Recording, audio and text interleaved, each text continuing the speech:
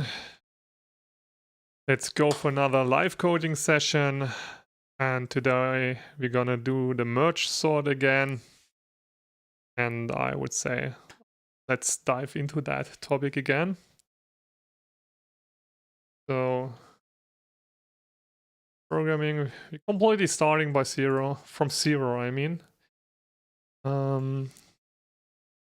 Check. So should we yeah, maybe for the other people we should show the basics of actually merge sort is working. Let's find a good drawing. I think I got one. A second, guys. Second. Your time. Here I have it. Let's switch quick to YouTube. You should be able to see it now, right? So what we have here, we have 14, 7, 3, 12. So we have the size of this container will be 4, right? And then we can divide it. Then we have 14, 2, and we keep dividing it. And then we're ending up, we have for every number and container, can we say container? 3, 7, 12, 14, right? Each of them will be a vector. And then we're doing this this merge thing. So what we're missing here is like, that's the first step what we have to do. We could let it like that already, or nah, it's fine. We going through this topic. So we need this statement. So if we have a container size, if it's not odd, we will have this case. If we have an odd number, it will be slightly different, and I will show you the implementation for that. Let me see if we have. No. They're doing it this way, bottom-up approach here, then up. Yeah, this is the thing what we will have then later if we returning the container, like if it's sorted and then we're sorting it. I will show how this is working. I had even like with this bottom-up approach the most problem with the top-down approach. I had some problems, but at least I had back then a game plan for the bottom-up approach. It was a little bit harsh for me here. And I just realized that I not really understand how the stack is working. And actually, for the recursion call, you have to understand a little bit how the stack is working, right? So with this kind of information, we leading back for doing this example programming thing. What we need include, and I said it already, vector. You could use also an array if you want to, right? So for guys, what is the difference about the array, vector, C-style array? You can just write it down in the comments. I think that's really crucial to understand what is the difference. So we're gonna start with a void print vector. So I will just call it void print vec. And we can create here already a vector from type integer. Of course, we could make a template that we could use it for different stuff also. But for now, we just let it like that it is that the vector will be from a type integer. So we're gonna call it array number, arrays of numbers. And we're opening it up, and then we just randomly. Just doing some random numbers, 22, 4, 3. Or we're doing 4 and here. No, we're doing 11. And in the beginning, 6. Oh, 6, 11. And I'm gonna do this 12 and 1005. I don't know. 2055. So okay, this should be correct. Next step, what we want to do is now we want to print it out. So if this is working, and for this we have to complete our print vector, and we're doing it with a range-based loop. We're doing auto. You could do it also for integer if you not know how it's actually auto is using, right? Working, sorry. And it will be like the element, and we iterate through array, right? So then we need our import std vector from type integer, and we call it container. So this should, then we have to call this also container. And correct. So then we want to iterate through, we want to have like a console output, and this will be the element.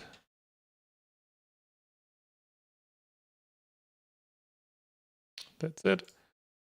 And need this, because that's like a cosmetic feature, I would call it.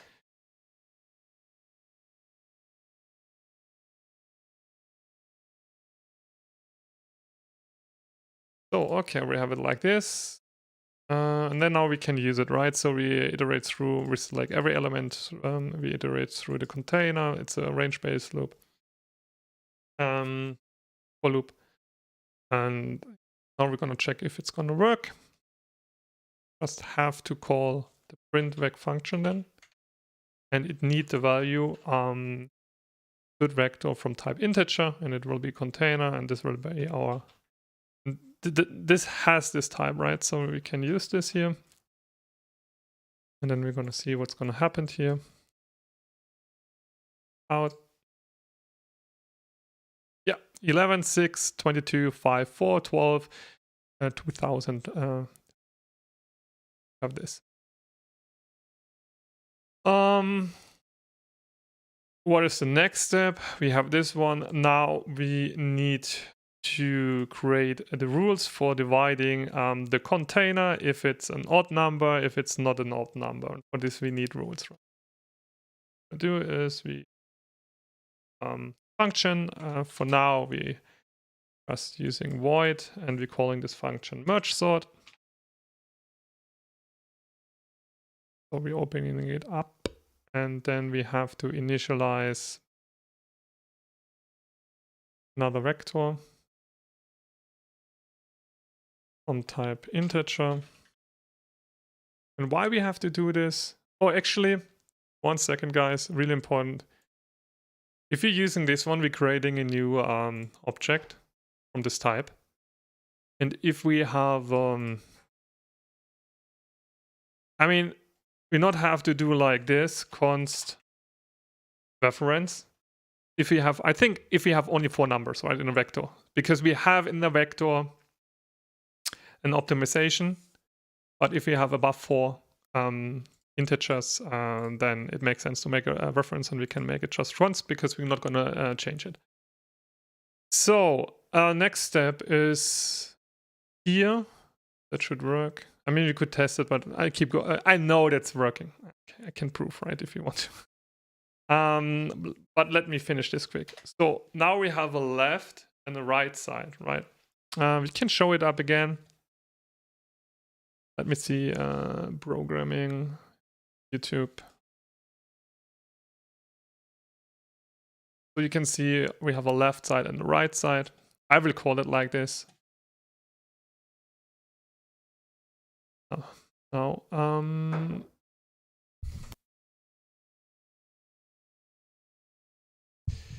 so what we have to do next? I said like we have to define the right and left side. We're starting with the left side. I will just call it left, right? This is enough. So we have this std vector integer left, and that's it. And then we have std vector from type integer right, and that should be. So we have these types here, and then we need rules for this odd number thing, and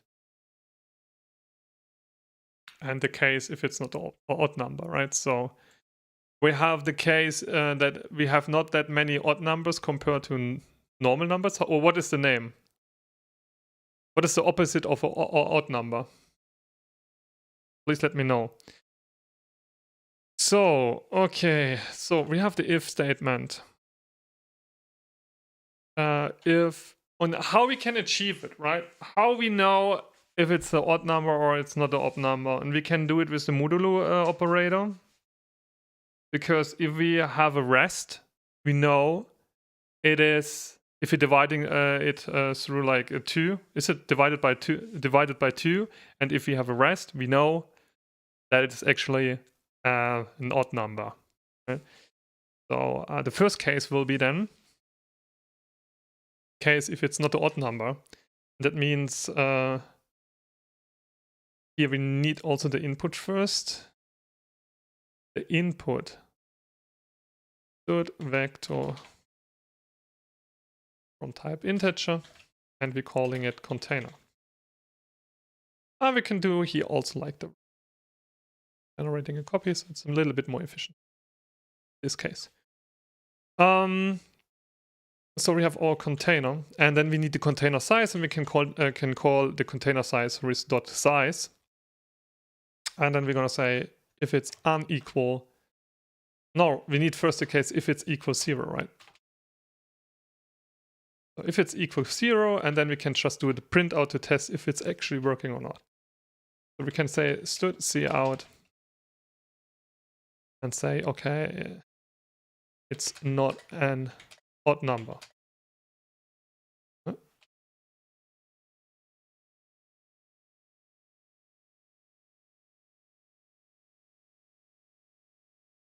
So then we know, okay, it's not an odd number if you have it like this. And we could just do like then the else if statement if this is not the case. If you say a container size and it's unequal 0, then we know it is an odd number.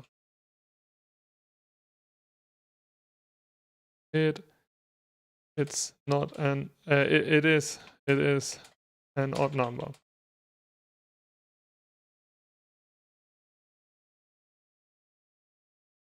So then we have it, if, else, and that should be correct. Now we can test it. Sometimes it's better to make small steps and test it, right? We could also like TDD. I think this would be really good for TDD if you know how to implement it. Print, what is it? We're using merge,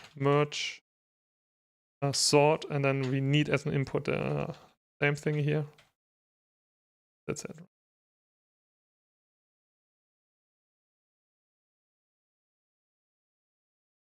Move this, don't need it, we tested it already.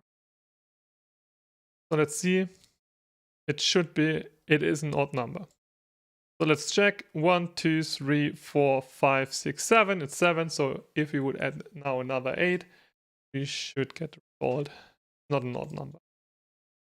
This kind, right? It isn't. What? Wait a second. 6, 7, 8. Wrong here. So it is an odd number. Why it is an odd number? Let me check.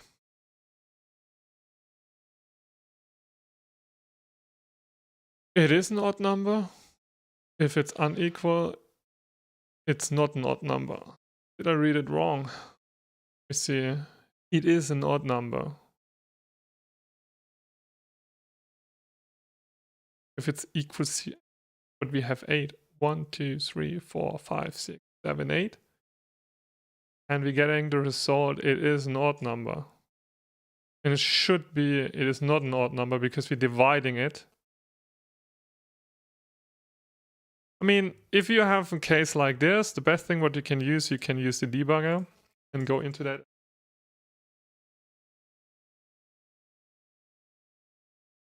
So, okay, let me check here, quick. We're going into the step 11. Let's check. So we have the container, it's Ada, right? And it should be this case here then. We're going in, correct.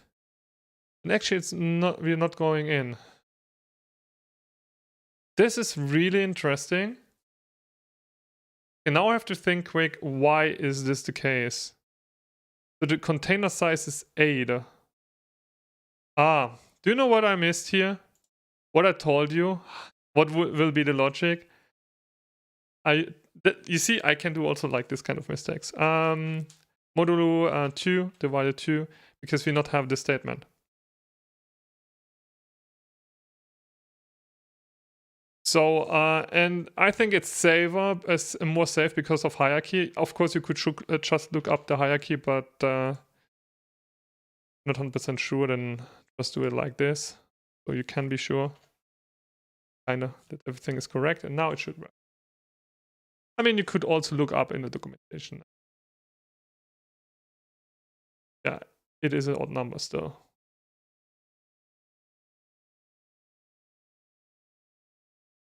It's not an odd number. Now it's correct, you see? And then if you're removing one thingy, that's why sometimes maybe test-driven development is better. Just saying.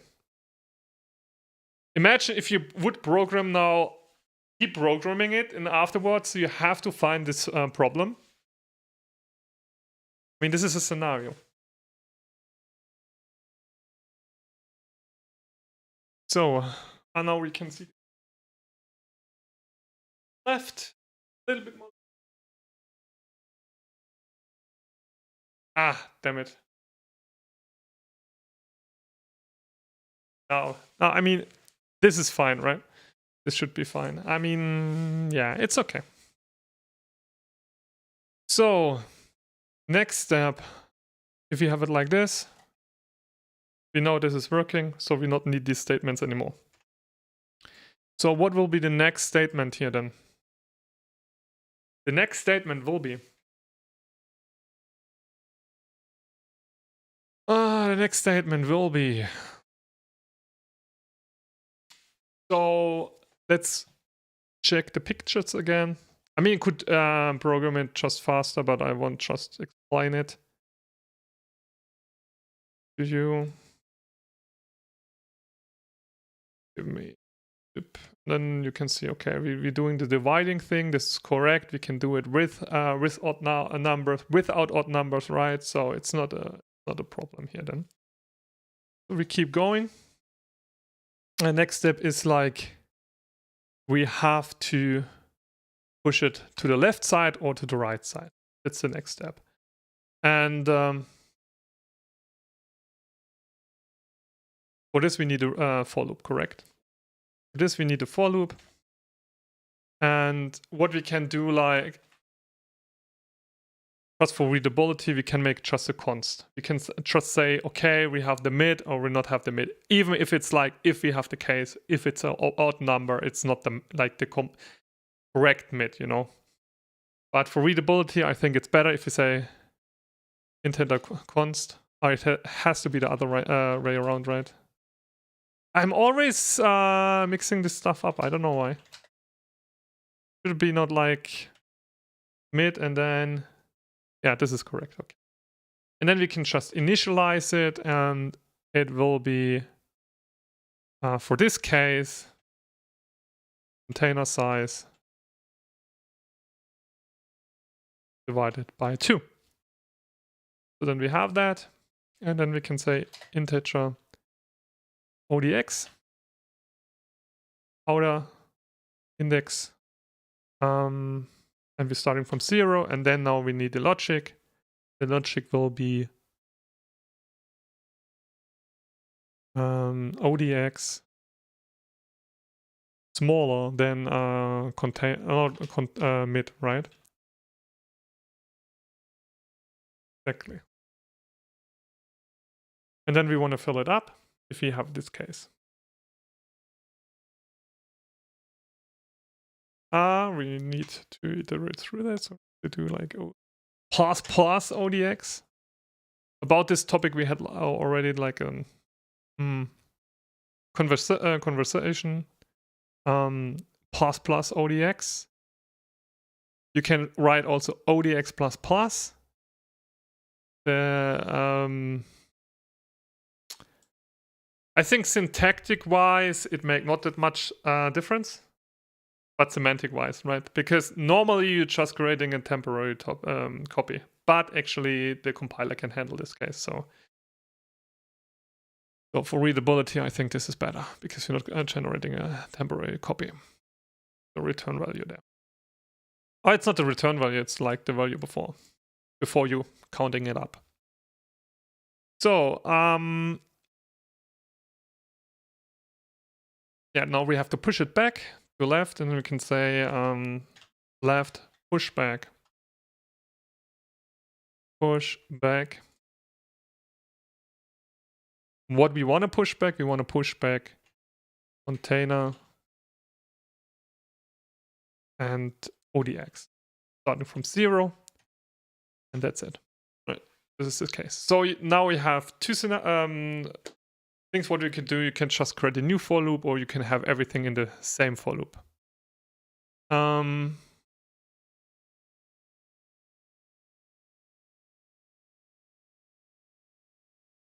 Actually, this is not correct. Because we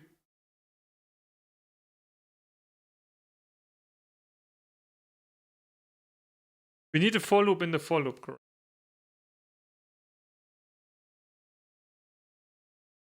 Because we need the full size. So what we need here is the full size. Container, size. So we need the full size. And the size will be 8. The size will be, in this case, 1, 2, 3, 4, 5, 6, 7. So the size will be 7. So we will not, we want to check the case if it's not a number. So we're adding the 14, so we will have this case here. So that means we iterate through that like 7 times. It's 7. Correct. We're starting by from 0. So from 0 to 6, and it's 7 times. And we're doing the left pushback. So now we could just do like half. I told you before we can do it with 2 for loops, and there is also a solution to do it with 1 for loop, but then we have to create another for loop. We could do just the if statement. We could just do an if statement and say, okay, if, and I'm going to say ODX smaller than mid. We can do it like this, or we can do it like with 2 for loops. So then we have that one, and then we need the else if. Oh no, we not even need the else if, because then we have to cover the scenario if we have, or the 0 scenario, right? So we just doing everything else is then just the right pushback. ODX, correct. Because otherwise we have to do like equal, like smaller equal mid.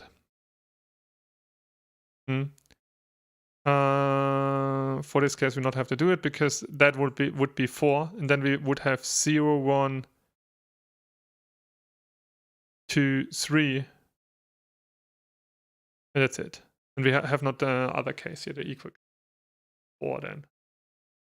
Yeah, and then if we would do like ODX the other way around, ODX is bigger than mid, and then we would just missing 1 scenario, you know. And it would be the 4, I think. Am I correct? Am I wrong?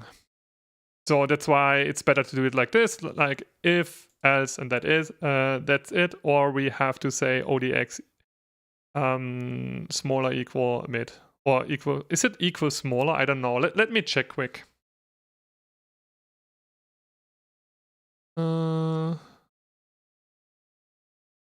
C++ operators, comparison operator. Let me see. It's a smaller equal. Okay, smaller equal. Good to know. So Then we have this, and actually we now can test this scenario, right? How we can test it? We can write underneath that if this is not working now because of how stuff is getting called. So this has to be first if you want to call this function in the other function here. So we have to do it like here, this, and then we can print out the results to see the difference here. We want to print out the left side, so we're putting in left, and we want to print out the right side. Correct. So, and now we should be able to see the result. Is it result or result? Let me check quick.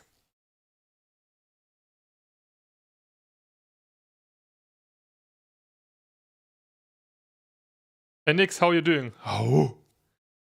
I was sorry, I was a little bit in tunnel vision here. Result Folgebefund, yeah. Result. Result, okay. That should be. So we have this. We have a left dot pushback, and let's see if this. So we're expecting 4, 4, and this is working 11, 6, 22, 5, 4, 12, 20, 55, and 2055 and 14, and that should be correct. Okay, next step. What is the next step? We need it for the scenario if it's an odd number, right? So we have to test it now for an odd number. And I think stuff like this, maybe I should do it one time with TDD. Is it called TD or TDD? Test-driven development, TDD, correct? I think this is a really good scenario for test-driven development where you could use it. Okay, next step. That was like the scenario if it's not an odd number, and we're gonna use this like if it is an odd number. And we can just kinda copy everything, but we have to change it up. So this is what is the mid. A little bit different here. Because how you can know what is the mid, and we can just say +1. So if we have 7, it's 8, and 8 divided by 2 is 4, right? And we have one block, the left side block will be 4, and the other block will be right. So now we have to check if this is correct. We have to iterate through 7 times, and that would be correct. And then we have the scenario, okay, if we define the mid, what the mid is, and this is not correct here, the mid. Now we defined it, right? The mid will be on position 4 here. So this is correct. This is also correct, like not have to change anything. So just the mid the same. We just defined the mid, and so everything is fine. We're doing the pushback then here, and the rest will be on the right side. Is this correct? So this will be then 4.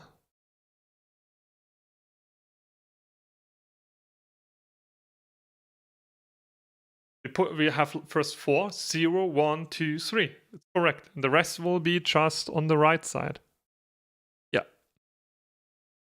That should work. Now we can test it and see what's gonna happen if we're gonna remove this number here.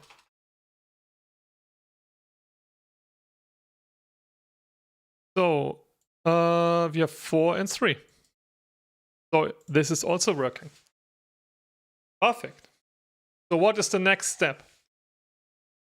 The next step is we need the merge, and I'm gonna call it std vector from type integer, and we're gonna call it merge. And because we want to merge it,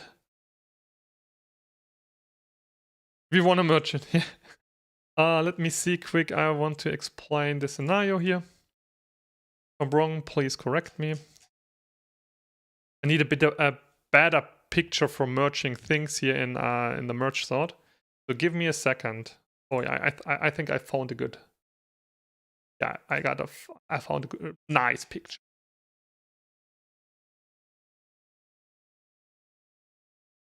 Yeah, perfect. Let's go there.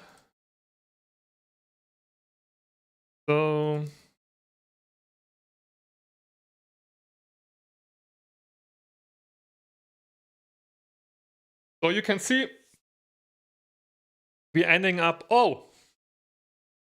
one big mistake here. Or not mistake, not finished it yet completely. What am I missing? I'm doing it only one time, right? So we have it right now, we ending up in the scenario 3, 9, 10, 11. That's it. But we have the function have to call itself. So for this scenario, we have to do it, right? So we have to say merge sort, merge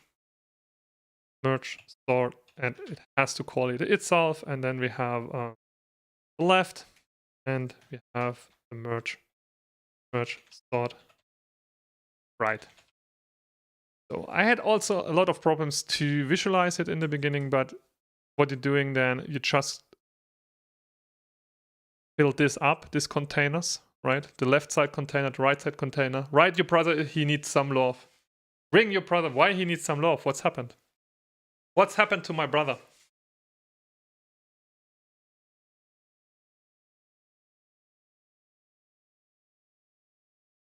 Tough stream today. How many MMR he lost? He broke a cup? Do we have a clip about that? Okay. Yeah, the thing is, we know that he's gonna be bald, right? I'm pretty sure he is gonna be bald because there's one guy on place 1. He have like, I don't know if it's maybe AI or whatever, but it's like 16,000 MMR. No one knows who is this player actually. Am I correct? I don't know.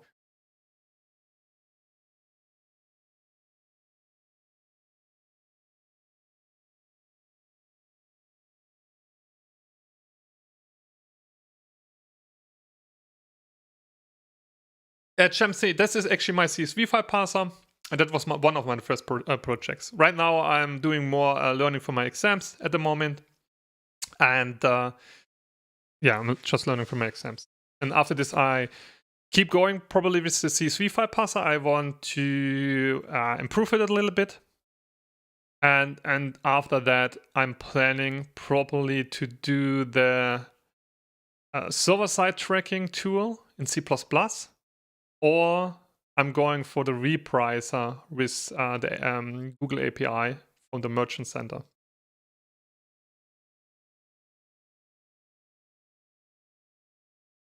Did I ask you already the question, are you also a programmer, average streamer?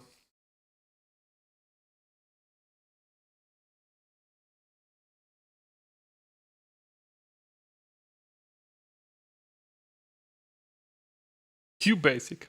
Ooh. How far are you in your studies? I did like the rule of 5, but are not needed for my exams. To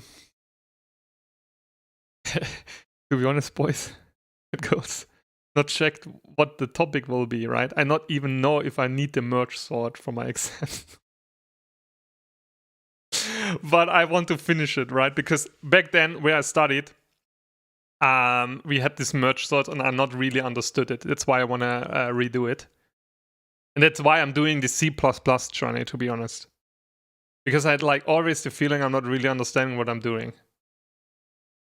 And to be honest, you can correct me, but if you have 2 semesters C++ and you're doing object-oriented programming, and what is 1 semester, 16 weeks or something? And if you have every week 2 hours of programming, to really understand it in 2 semesters, I think it's not enough time. For me, still, I'm not sure if I'm 100% understanding it, but I think it's like everything is an object, right? Or it can be like, if you're studying and you're learning the stuff, how you can create your class, your object, you still don't know that actually string is also an object if you're using the std string, right?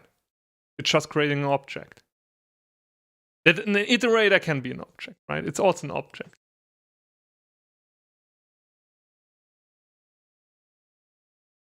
See you, average streamer. Thanks a lot for tuning in. You can send me in the private message the link from my brother, where he destroyed the cup or something. Okay, back to the topic. We are now in the step that, first we have the 3, 9, and we have the 3, 9, 10, 11. That was the first step. And then the function have the recursion. Recursion is the name, right? It has to call it itself. And then we ending up like 3, 9, 10, 11. And then we have only one container, 3, 9, 10, 11. 3, 9, 10, 1, right?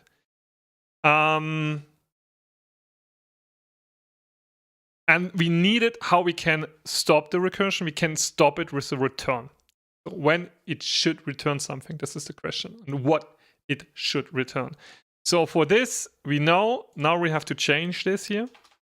Because we know it has to return vector from type integer. So it has to return a vector from type integer. The problem is now that if we have one container, we're still calling this again, right? We're just calling this again. So we have left thing if we have the 3, for example. Oh, I'm not. I should show stuff if I'm programming. Give me a second. So what I changed here, we had like a void before, and we want to have a return type. So our return type will be from std vector integer. And type integer. So now we have still the problem. Let's go back to the other drawing here, that we would have the 3, and the 3 would went again into this left thing, and it's keep recalling, right? And maybe something would not work then anymore. So how we can fix it? I told you already that we have to return something, right? And we need also return logic when we should return something. So we should return something if the container size is 1.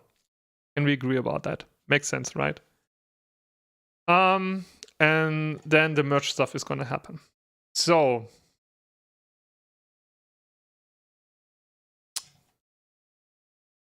back to programming. So the logic, what I said, we need if the container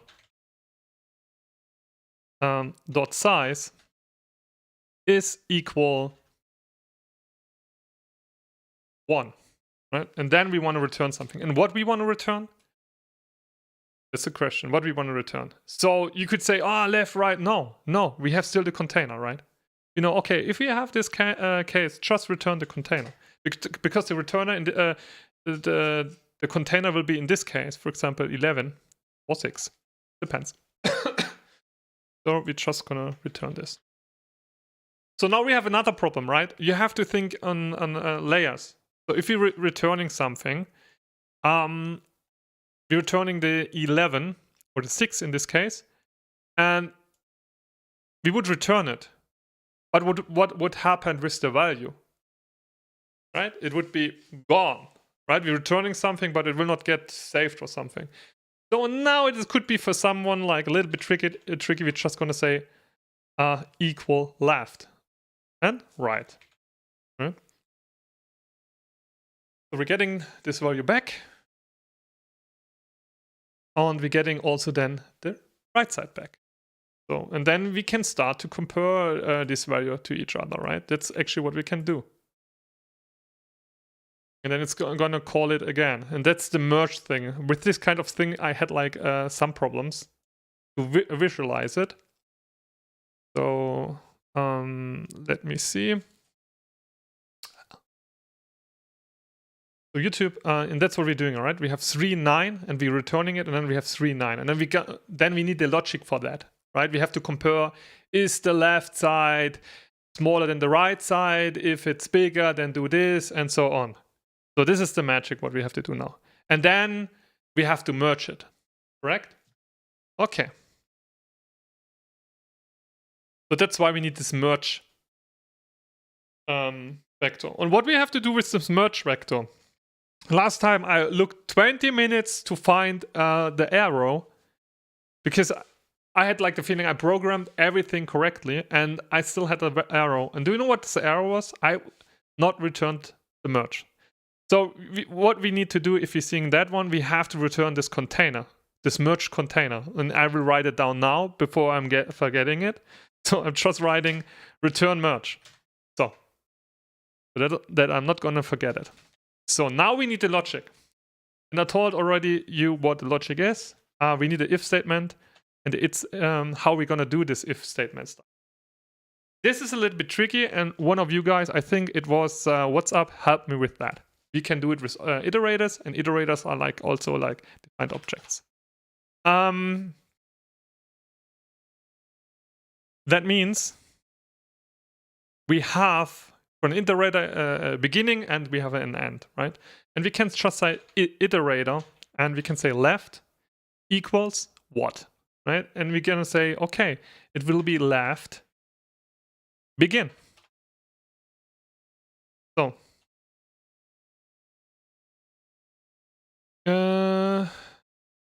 So this is normally an iterator from vector from type integer. How we can do it? Easy, quick and easy with auto. Done, right? It's done. It left begin. Why begin? Because we want to be in the beginning of the container. And why we want, I'm not showing it again. I have to learn it. I need something like a stream desk or something. Okay, I will show what I did here. Again, we created this merge and then we did like the iterator thing. And you can see, you're not able to see this type here.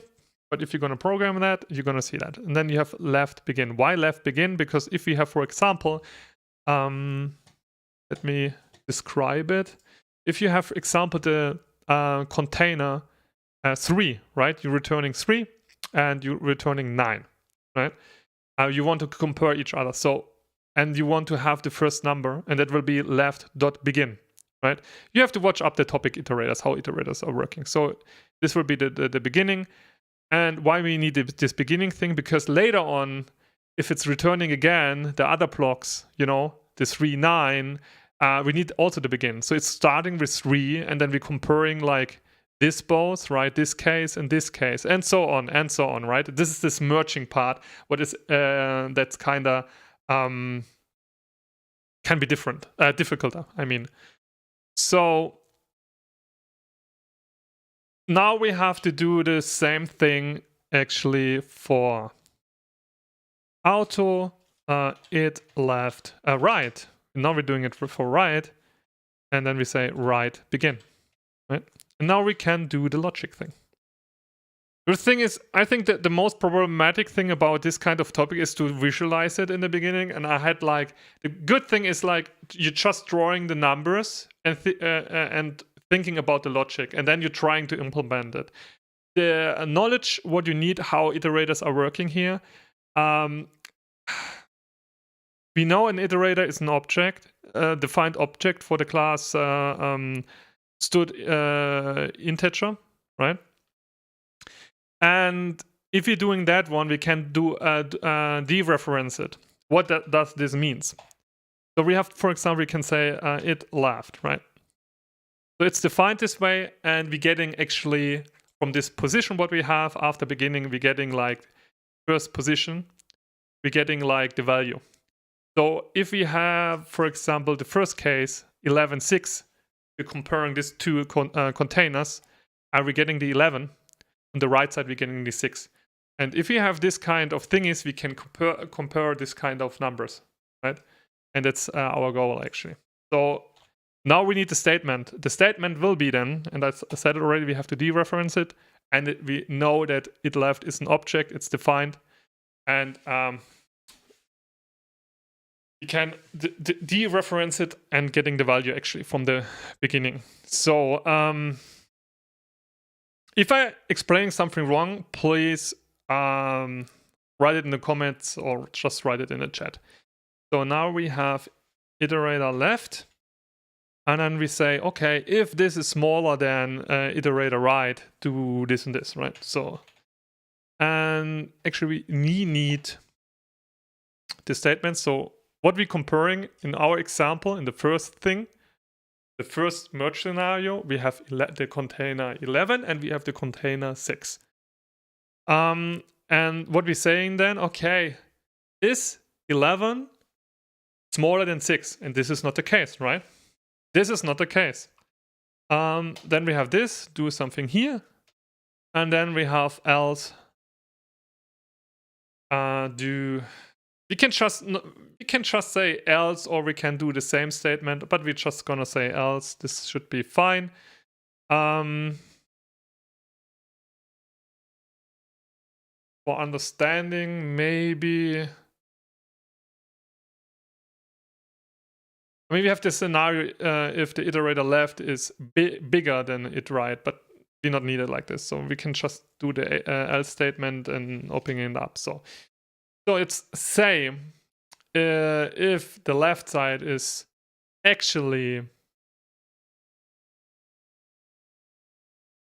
smaller than the right side from the container, then we have to do something, right?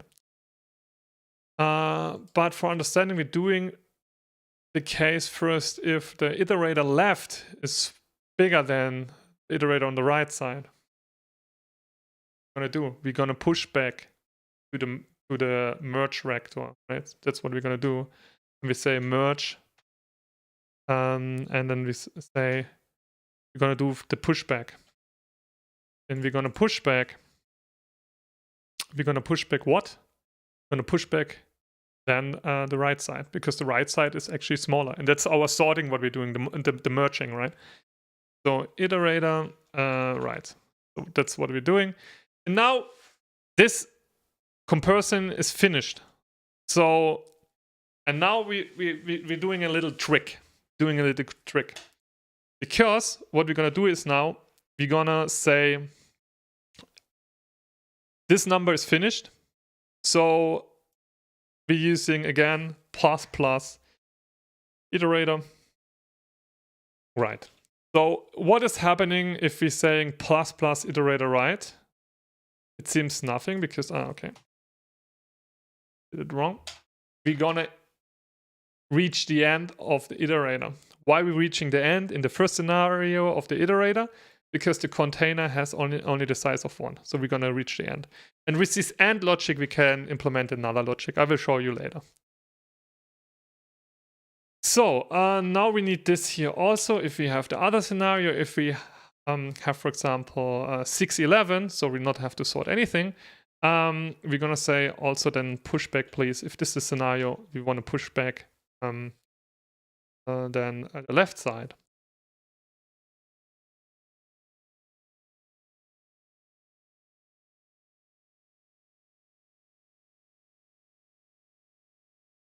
It already left.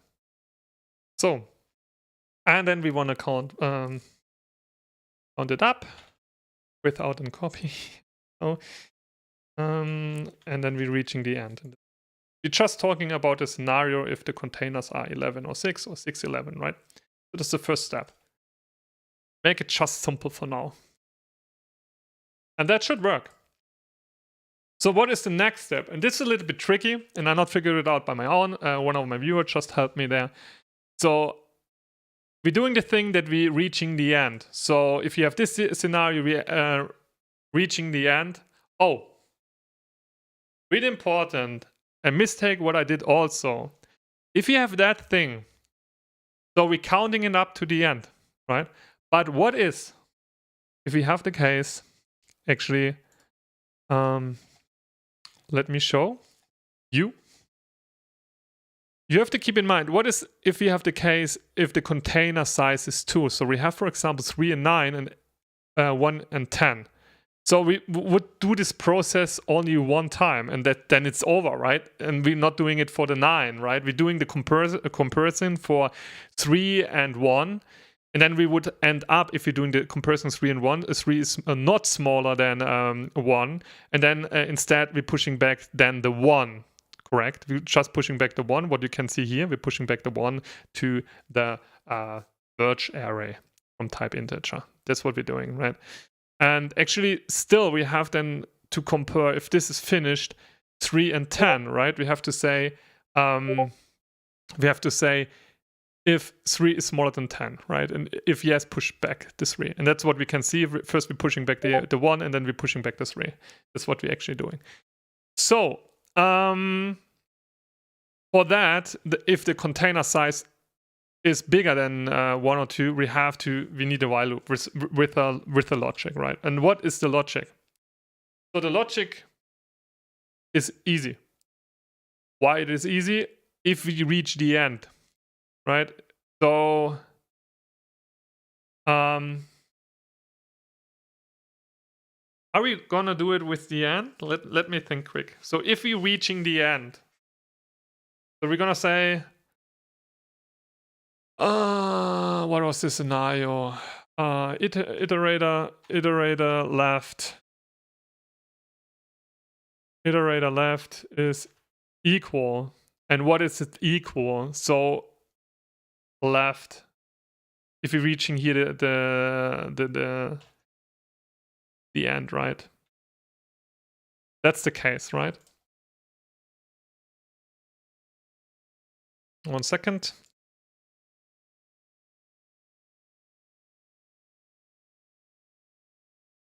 Oh, we go back to here. So we have this, we need a while loop, I told you. So we're doing this one, and so, okay. Doing way better. So we have the first scenario. If we reaching for this one, because this is our iterator, this is our container. So if we're reaching the end of the container, the while loop we're gonna finish, right? So that means if we reached here and on the other side the end, or is it an or? Let me think quick.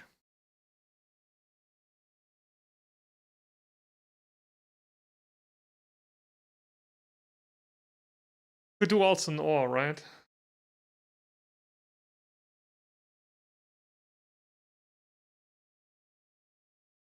I think it's an or, correct?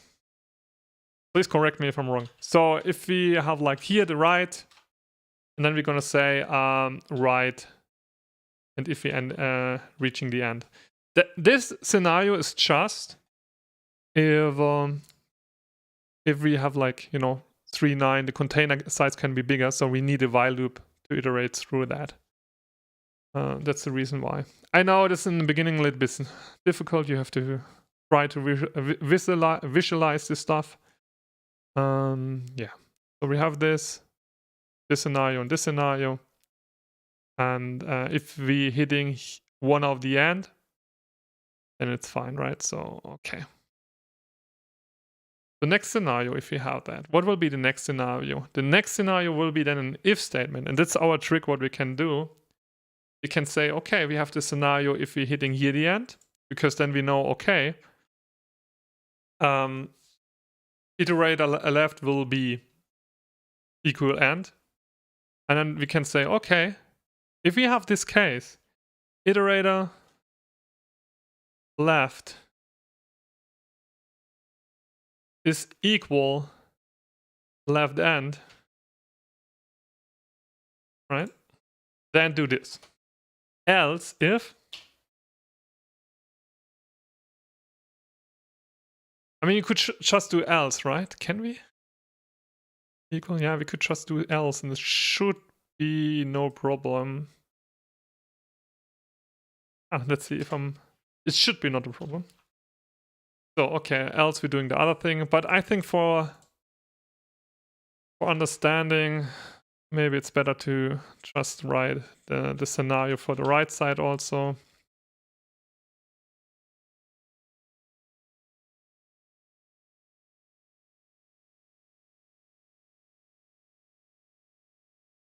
That means, okay, if we have the scenario for 6 and 11, so we're comparing the 6 and the 11. 6 is smaller than 11, right? So we push back that and we're reaching the end of the left, correct? If we have only the container will 1 times 6 and the other container will be 11. So then we're pushing back because it is smaller. We're pushing back to the merge sort. to the merge. We're gonna push back. Gonna push back the 6 to the vector merge and type integer. So, but then still we have the other number, right? What we're doing, what we're gonna do with the other number. And here you have to be a little bit precise, because if you just looking on this number 3 and 9, you're forgetting that the container can be in the next step. If it's in the next merge step, the container will be bigger, right? It will have more numbers or objects or whatever, right?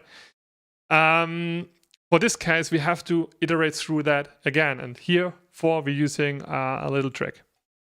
And the trick will be, so we say, if you have a single, like only one number, you want to push back the other number, correct? That's what we want to do.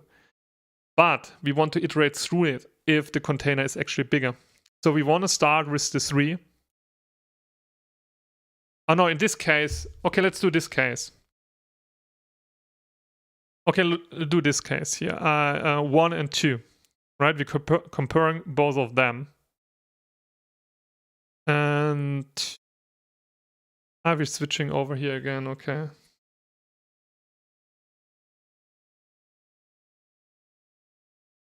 Let's do then this scenario here. We're comparing both of them. 3 is bigger than 1, correct?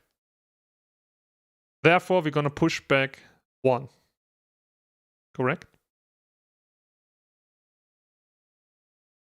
So 1 get counted up once. We're not reached the end yet, correct? Next step will be comparing 3 is smaller than 10. Then we're pushing back the 3, correct? Next step will be, because we iterate 1 up, then we're comparing 9 and 10, correct? So we're comparing 9 and 10, and 9 is smaller than the 10. So, and then we reaching on this container here, and that will be left side, we're reaching the end. That's our logic here. So, and how we can put this last number then in, right? How are we gonna do this? We have, because we're still missing the 10, correct? We're still missing the 10. How we can do this? We said on the left side, we reach the end. This is this scenario. And then we're gonna say, okay, we have all 4. No, we have to say merge insert. That's what we're gonna do. And where we want to place it, we want to place it in the end. So we're gonna say merge. And what we want to place?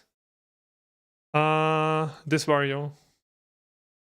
No, we don't want to place this value. We want to place the value on the right side.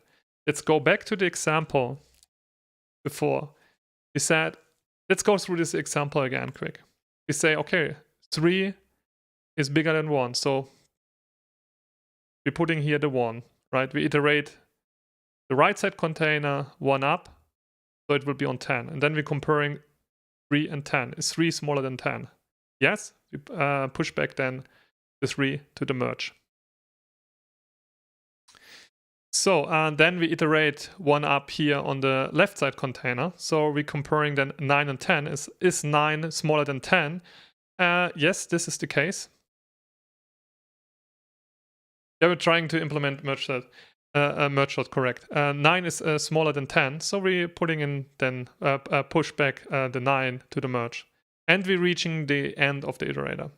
So, and the last step will be that we have to also push back the 10 to the merge, what we have to do here, right? And we're doing it with this trick that we're gonna say, okay, we're using merge insert. And for that, we need the end of the merge sort and the iterator. And then we saying something like this, merge and then iterator will be the right? This is what we're missing. And this is a comma. And we're doing it here also. And then which kind of number we want to push back? That will be right end, right? So this is the scenario what we have. Maybe if you're not really understanding that, you have to watch a video about that. I will after the stream. Oh, I need a Stream Deck. Okay, again. So we need the end. We need the iterator, and then what we want to push back. This is the end of the right side, right? So then we have the scenario, and we need the same thing. We need the same thing for the other scenario. Instead of this, saying left and left end. Correct.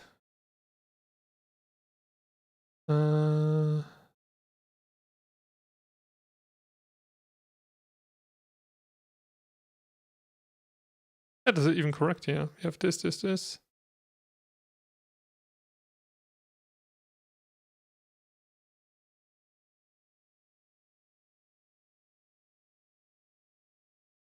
What is the problem? Come on. Back.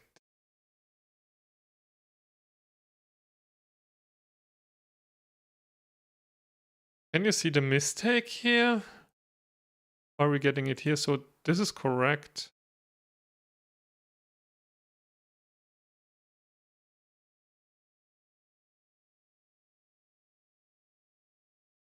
We just can copy it again and see, okay, same statement here. We're just doing it with the right then. The right. And then we're pushing back the left, because we have the same scenario on the left side. So that should be okay. Yeah. So, and that should be it, right?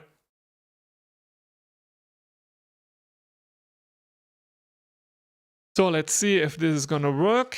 Last time I just, forgot to return it, and then I was in an endless loop here.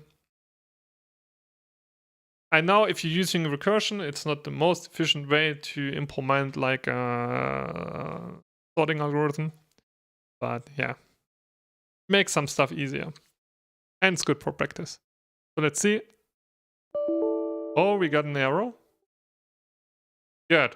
Can't dereference value initialize vector iterator. Okay. It's always that you're getting an error. It's never working the first time. Okay. Of course. We need an else if, right? Oh no, this was not the problem. Okay, now the difficult part will start. This is correct, this is correct. We say, is it this one?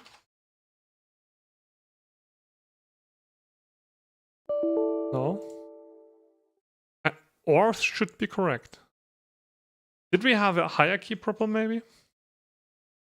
So the best thing what you can do, figure it out where the mistake is. So we're trying to reach this point without any error. Let's check it out, if this is possible. So, okay, then we know the logic is correct to this point, and then we're generating here a mistake.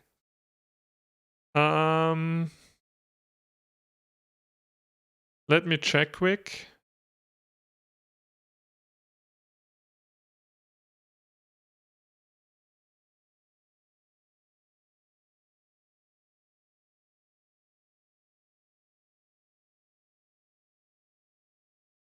Merge insert.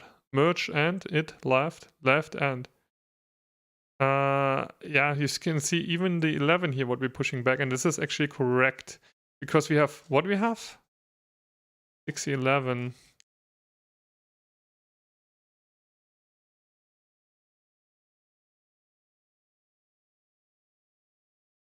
So if you have this case, we counting up. So we have 11.6, what we can see, right? This is correct. And then if we have 11.6, we know 11 is bigger than 6, so we're gonna push back We're gonna push back the 6 here to the merge. That's what we're actually doing. And then we're increasing the right side. This is correct.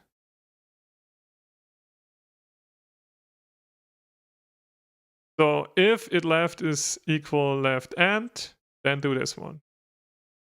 So this is actually not the case, right? Because we're on the right side. So we have the other one, else if the right side is right and, we're gonna, okay, let's keep going.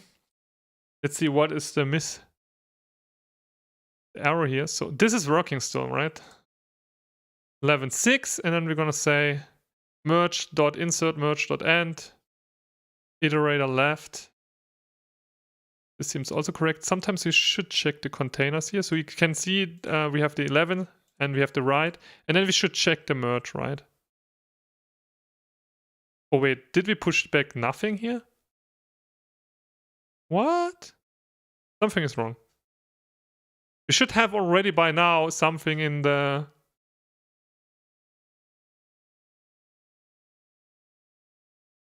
Yeah. Okay.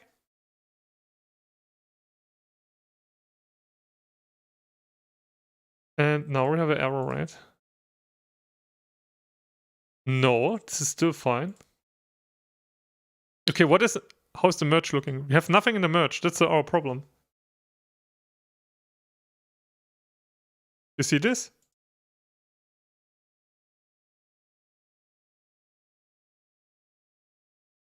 Something is wrong.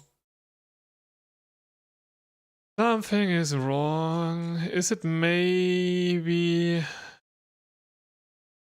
calling the merge sort here? This is correct.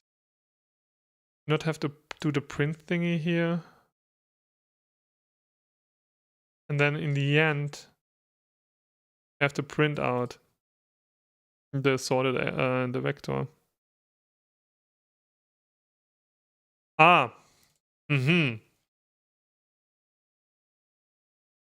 Maybe this is the problem. So we have to print out, right? In the end, we want to print out the last layer of the merge sort, and that we can do it with the print vec thingy, and that could be already our problem. No, that is not our problem. Really interesting. Welcome to C++ and debugging. Debugging is also really important, right? Okay, here we go. Okay, we have the container 11.6, and we know iterator left is 11, iterator right is 6. So that's what we're having.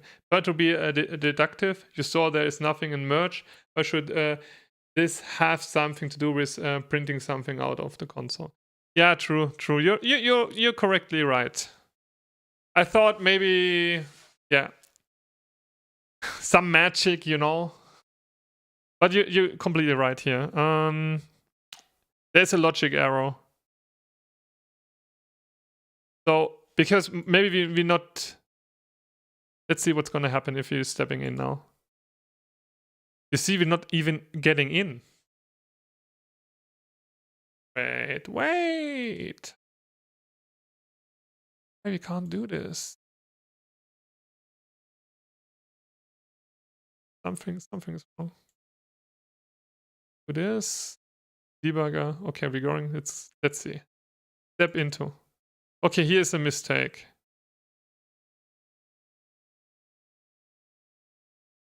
If the iterator left. Do we have to? No, we not have to dereference it, right?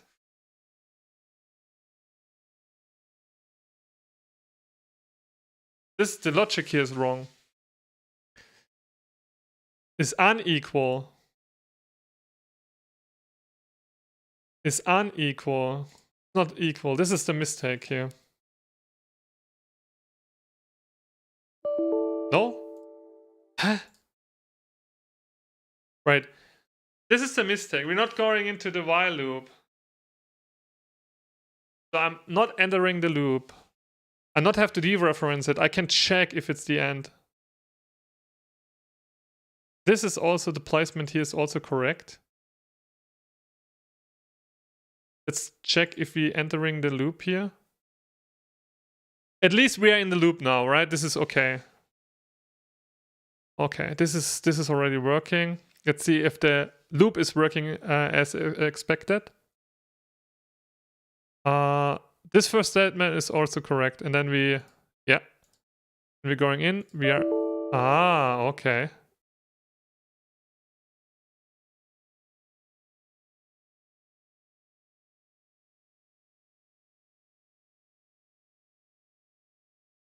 We have a range problem. So that means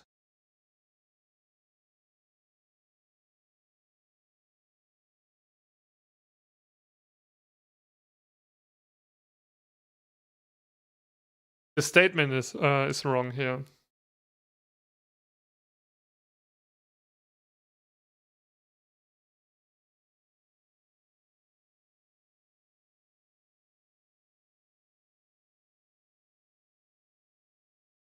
Do we have a hierarchy problem? Okay, let's check for basic stuff first. If we have maybe a hierarchy problem.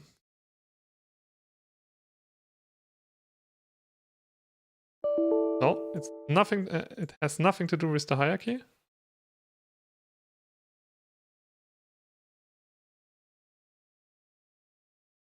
Okay, we're gonna check the values. Next step. We're going in. We're comparing 11 and 6. Keep going, and then we're ending up here, and we're saying merge dot pushback. So we push back the 11, and we increasing then the 6. So we're gonna reach the end.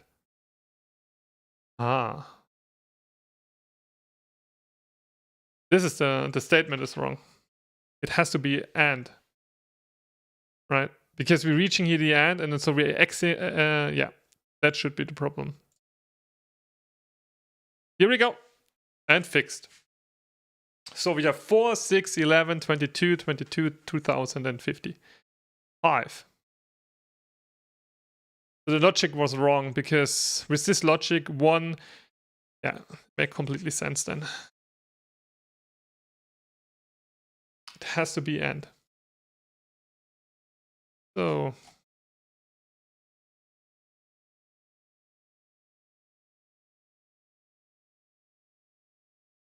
So merge sort is finished then, right? You could do another sorting algorithm again if you want to, or we can do another topic. I mean, what I can do, for my example, I just want to train that things every day. So maybe do tomorrow instead of the merge sort. What was the other sort? What I did? I mean, bubble sort. We not have to talk about bubble sort and stuff like this.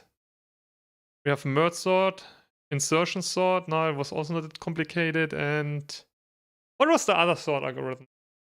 Let me check quick. Let me check.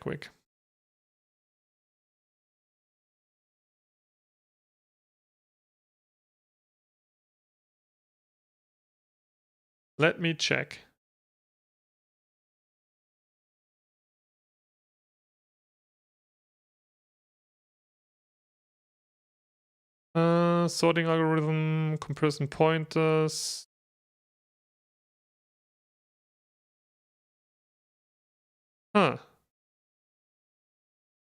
Sorting algorithm. C++. See which one we need. Merge sort, quick sort we did, right? We did the quick sort actually. Yeah, we can do tomorrow. We do tomorrow the quick sort. I think this could be also really interesting. And then I think a merge sort is not a problem anymore for me. Of course, if I have to do it only with while loops are actually better if I'm doing it only with while loops. But for now, I mean, this is enough. I know how to program that, and maybe after my exams we're gonna do it without recursion. But I think you still have to do it with recursion, right? I don't know. But this is fine. It's working. We can check now a YouTube video about this merge insert, how this is actually working in C++. I think this... Do you guys have a good video about this topic? Just asking.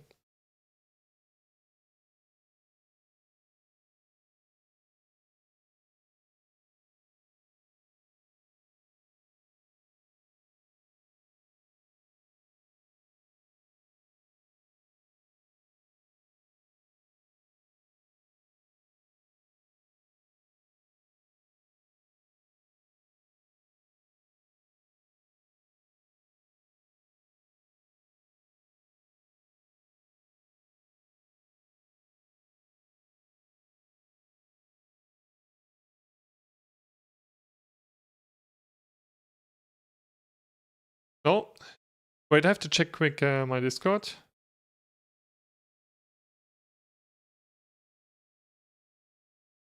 So,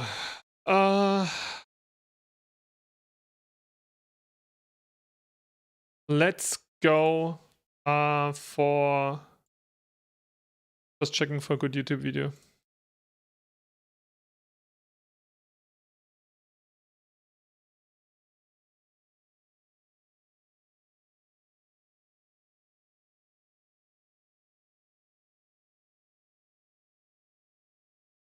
Merge insert or insert.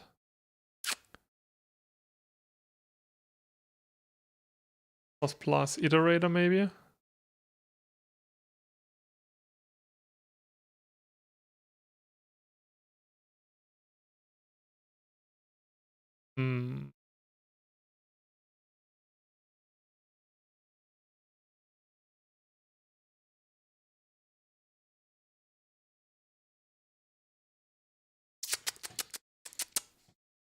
Just looking for a good YouTube video.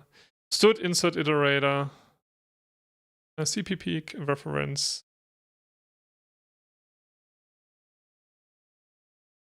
Is it that one what we're actually using?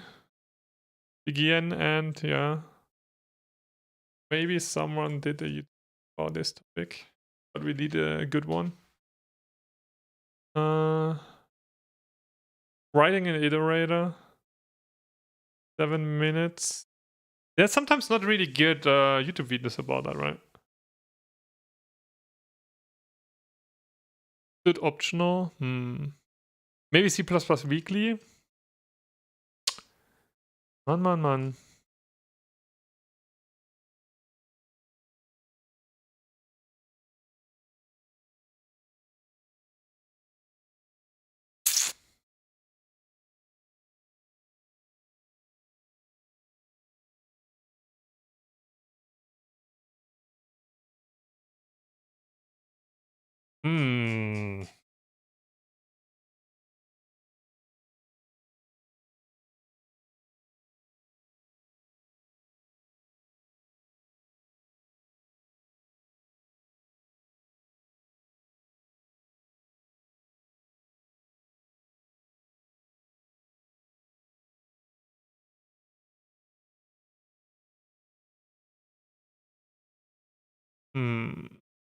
We could just check writing an iterator again from journal. He has actually 2 videos about it.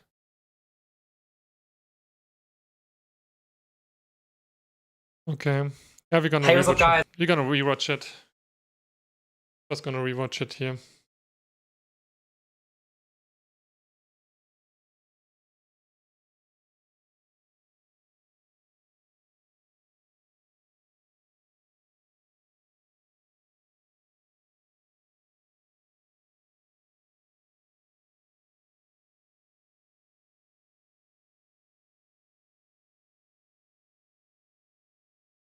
Hey, what's up, guys? My name is Ashano. Welcome back. Okay, we have it here. It's not.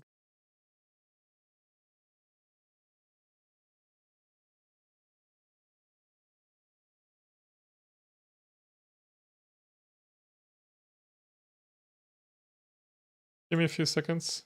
Few seconds. Only few. Only few seconds.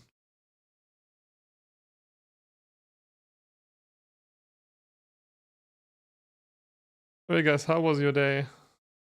Now we can have a little small talk meanwhile.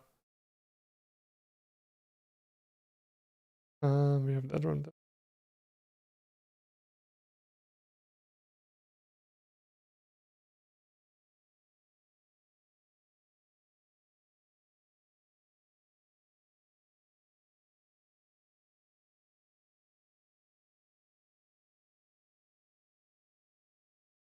Okay.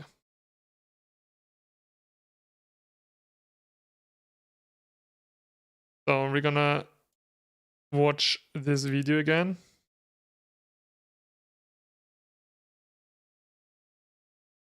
Visual Studio. YouTube. Be right back.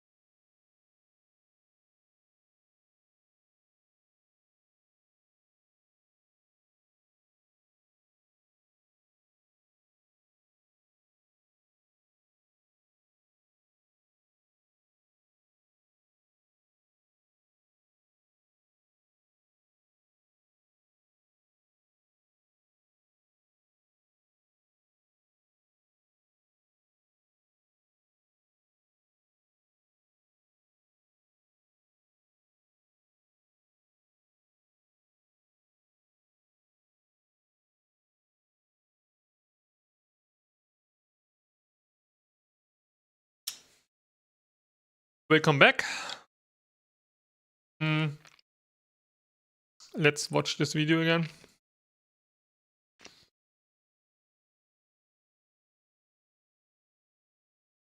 My C++ series. So last time we took a look at iterators. Check out that video if you haven't already. It was more of an introductory look. We talked about what iterators are, why they're needed, but today we're going to take it a step further and we're actually Nice. I've not watched this video yet. Right?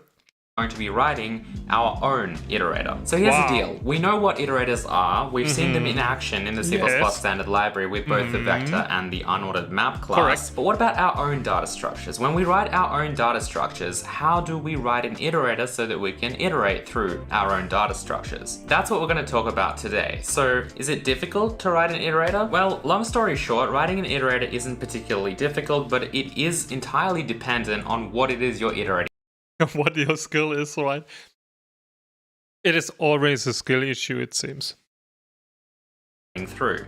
For a vector, as you can imagine, I mean, you don't even really need to use an iterator. All you can do is write a regular for loop, keep track of an index, and then use the index operator, so the square brackets, to actually retrieve an element at a particular index. That's really all there is to it. So therefore, an iterator would probably just keep track of a pointer, and then iterating through something would be as simple as incrementing the pointer until, of course, you reach the end of that vector. That's really all there is to it. However, if you have a more complicated data structure, such as some kind of graph, maybe, then obviously having to visit each node and go through all of the children and the parents and all of that kind of stuff can get a little bit more involved. But today specifically, we're going to be taking a look at an example of how to write a basic iterator for our vector class, the vector class that we wrote in that episode up there. But first, I want to tell you guys all about our sponsor for today's episode, DataCamp. DataCamp is the smartest way to learn all about data science online. No matter what it is you're into, learning to analyze and understand your data is critical. And that's why DataCamp provides you with the tools to It is. But I think for this, you need math again.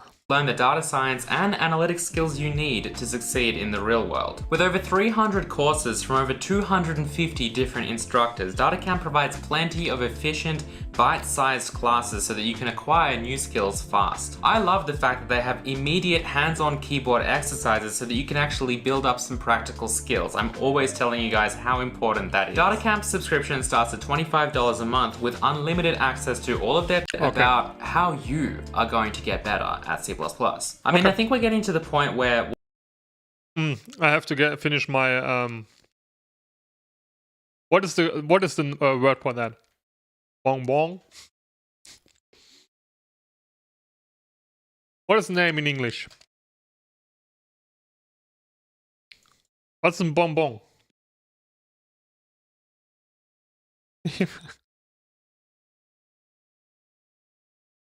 The same? Really?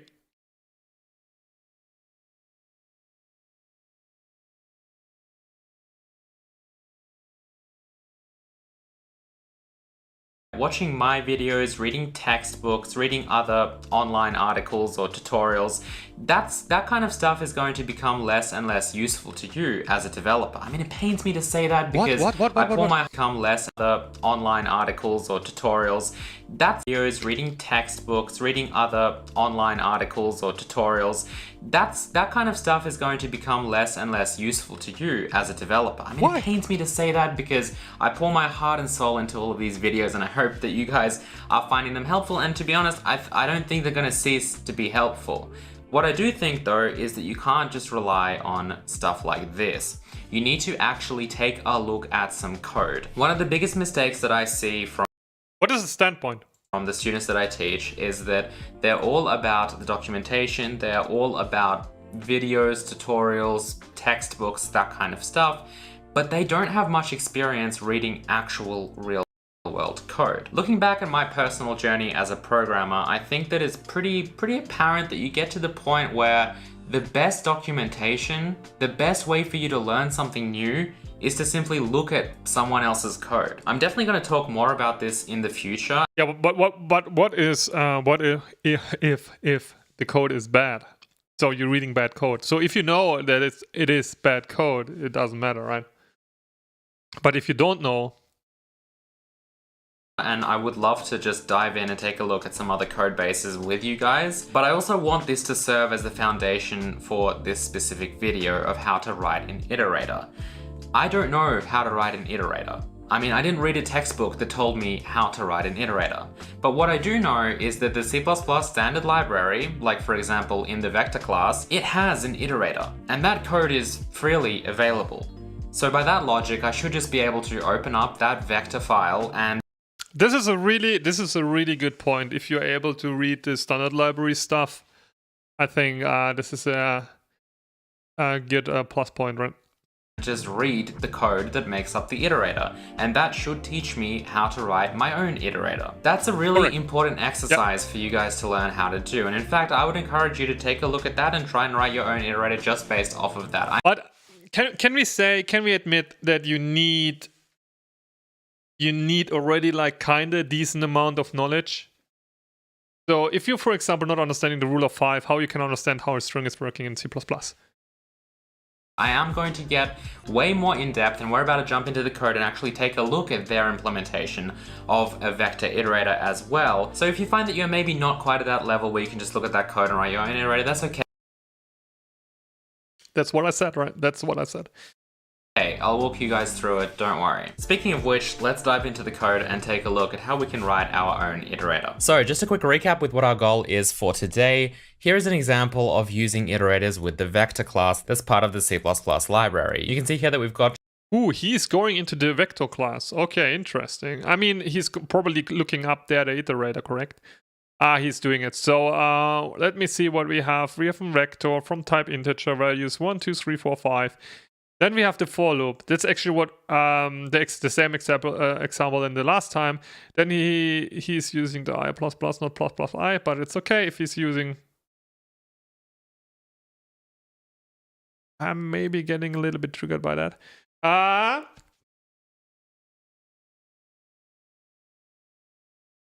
I?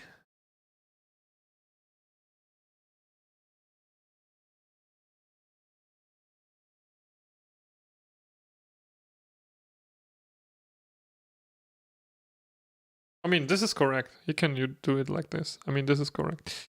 So values, then we have to say, then we have the range loop thing, then we have the value and iterate through this value thingy, and then we're printing out, we see out the values. Okay, and then we have this iterator thing, std vector integer from the iterator, and we're gonna call it it equals values dot begin. So that's where the values begins, and then until we keep going like this until we reach the end. So it is not the end, and then we gonna say, okay, count it up. So we keep counting it up until we're gonna reach the end. That's what we're actually doing here. And then we're gonna print it out, and we can do it with this dereferencing thing. And yeah. Oh wait, this is the. Oh wait, this is the full statement. Sorry, I'm wrong. This is just we keep doing it until we reach the end, right? So for until it is not equals the end, and then we keep counting it up, and then here we're gonna print it out. And std sin get. What is console input get means? Just a vector of 5 values here. We're able to iterate through it, of course, without using iterators at all, but then we've also got this range-based for loop, as well as the traditional iterator way.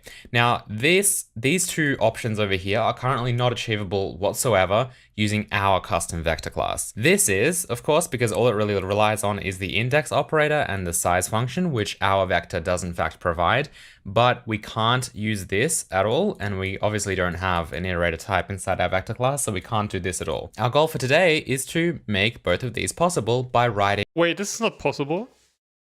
Why it's not possible?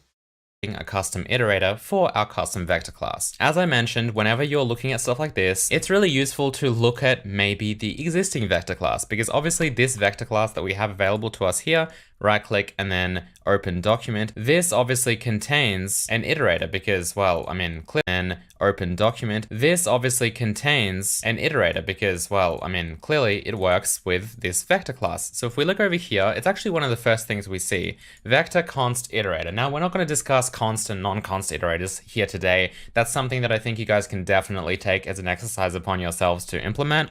But pretty much everything I'm going to write here today is not going to be magic code that I learned somewhere. It's just going to be what already exists here, but with way less of this fancy underscore and, like, you know, certain iterated debug levels and just the whole. I think to learn that you are able to learn how to read this implementation from the standard library, how they implemented stuff, it is a skill itself, right? If you are able to read this stuff.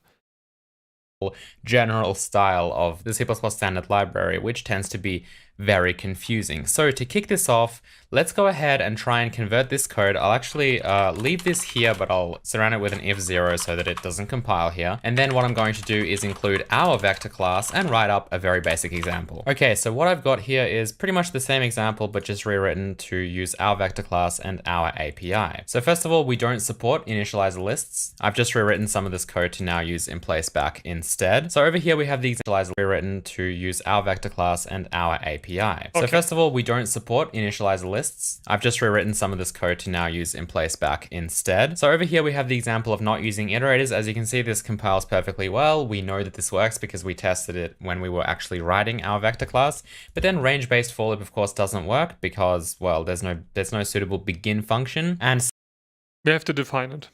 Similarly, well, there's no begin function, obviously, or an end function, or this iterator type. So this should all work by the end of today. Let's take a look at our vector class. In fact, before we do that, let's take a look at their vector class. The vector class inside MSVC standard library over here has a const iterator as we looked at, and you can see that the whole concept here is pretty simple. We obviously have this kind of underscore pointer variable, which we know is a pointer. And in fact, if we go to it, we can see that it's of type tPointer, and tPointer is essentially just the pointer type of whatever type the vector is. So clearly an iterator has to be specific to whatever vector we're using in the first Yeah, okay, got it. place. So if we have a vector of integers or a vector of strings, the actual vector has to have the type that we're iterating over. So that's an important note for where that comes from. And you can see all of these types here, like pointer and reference and value type, they all come from the vector. Now we don't have like value type or anything inside the vector.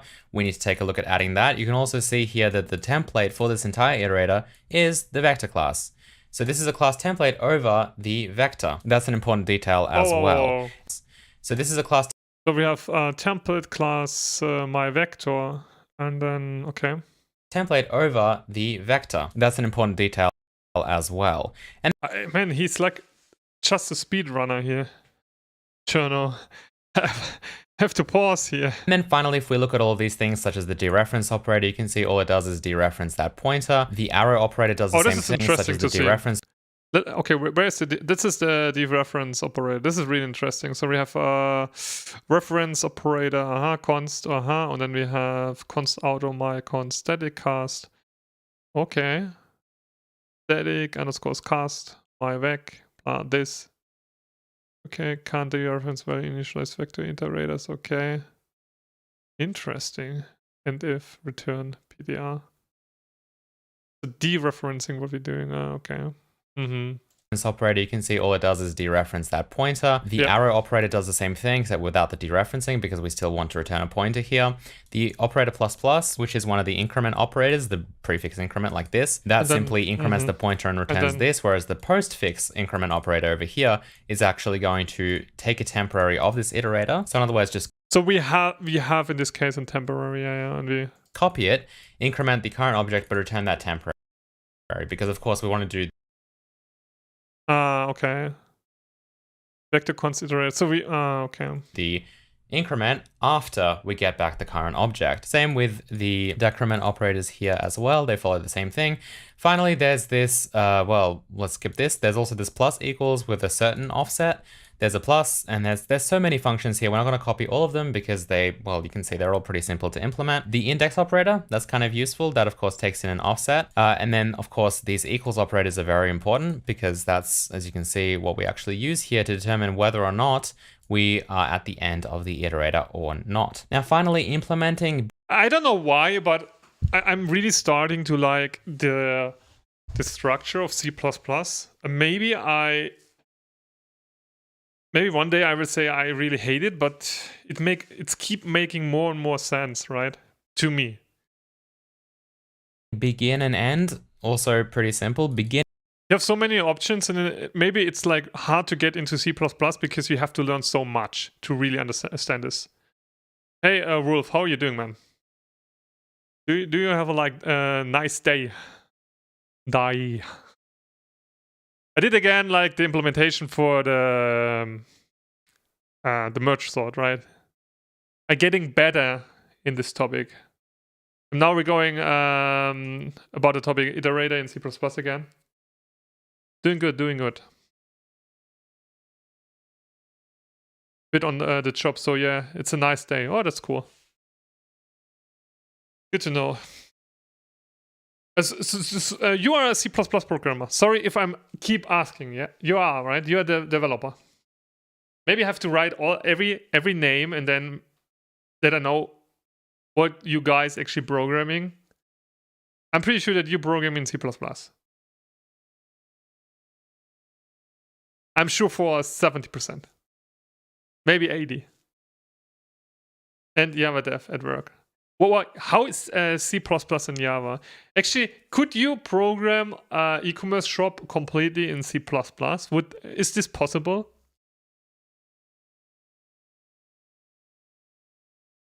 If you want to have a website more like server side instead of client side?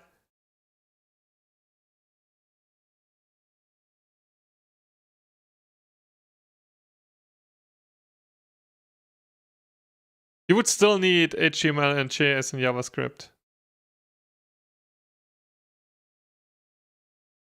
But all the server stuff can be done in C++. So you could use just C++ for the backend, correct?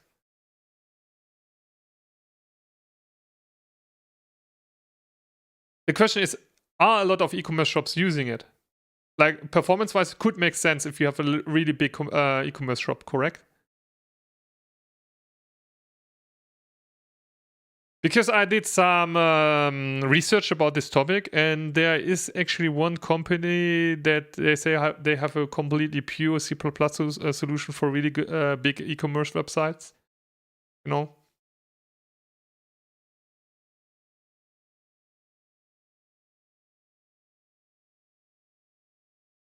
I mean, for small, medium size, it make no sense, correct? But if you would have a really big e-commerce store or like shop, it could start to make sense. Or am I wrong?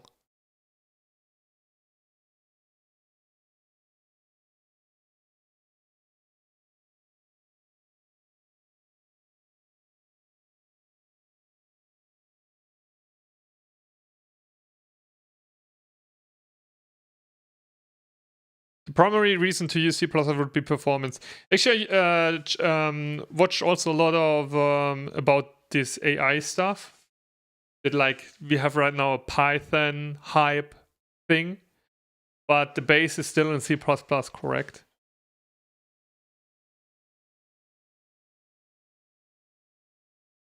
So maybe C++ will get more important again if you want to train your own models, or like not train, retrain them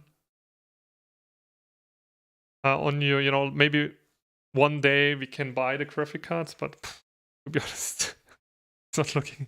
I just checked the number. It's crazy how much money you need to retraining a model. This is crazy.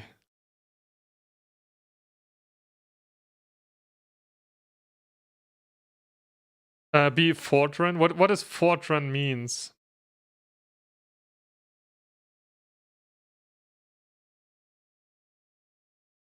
Fortran in general propose compiled imperative programming language that is. It's an old okay.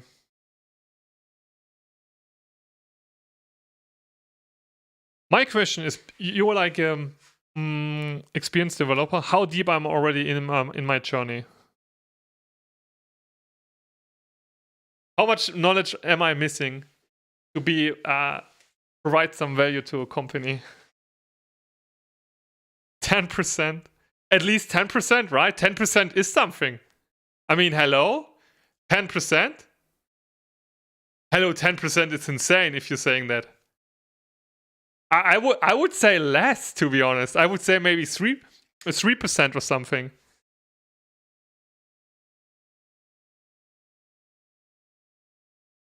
No?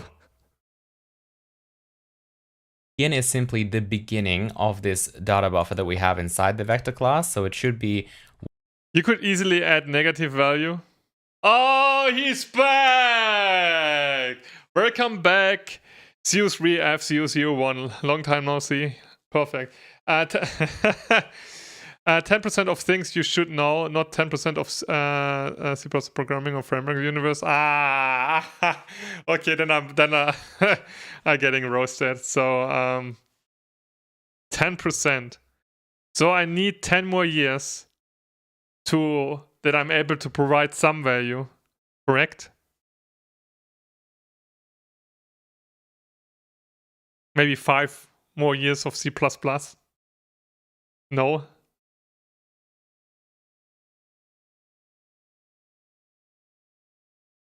By the way, CO3F001, we finished the topic recursion.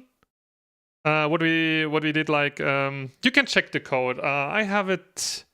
Where is it? You can check it. It's on Discord. WhatsApp helped me with that. And I know it's not optimized because we're using recursion instead of like a while loop. You can just check it here.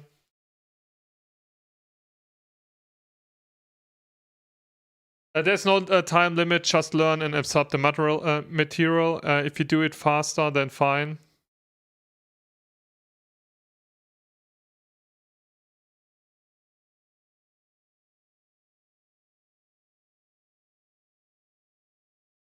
For something like this, I would probably compare with you. Actually, what I want to do, maybe after my exams, what I want to do is going back to my CSV file project. I'm doing there some optimization, because I would do already some things different, right? And then we're gonna do, I don't know if we're gonna do like the server-side tracking stuff, or am we going or aiming for the repricer? Still not sure about the topic. Both of them are a challenge, probably. Probably the server-side tracking will be less of a challenge.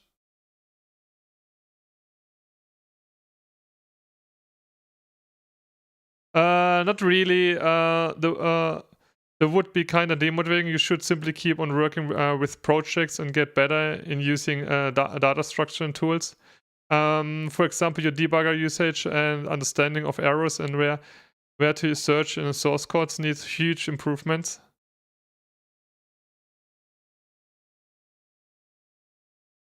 Learn that while doing real tasks. Okay. No, I mean just not like crazy optimization, just like for readability. I'm talking about that, right? Not like crazy optimization, like if it's...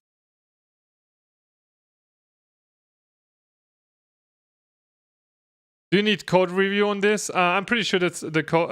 It's really small. I mean, really performance-wise, really bad.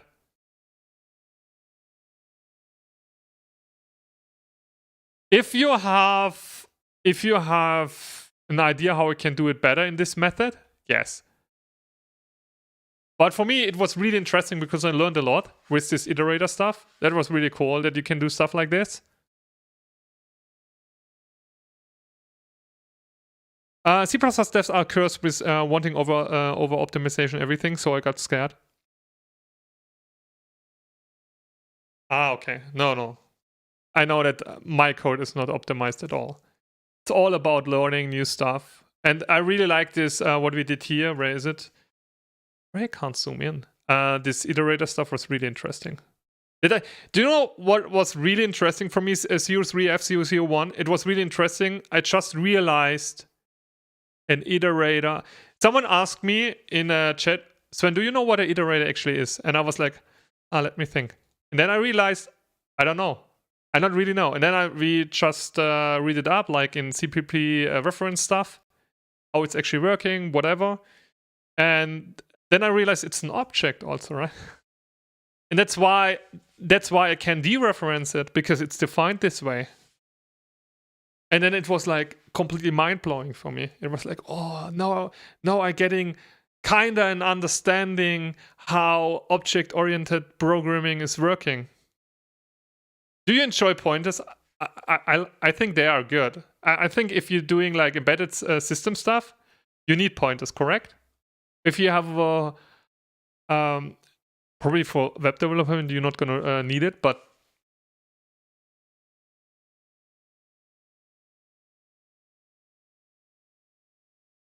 I could say I'm understanding more pointers how it's working.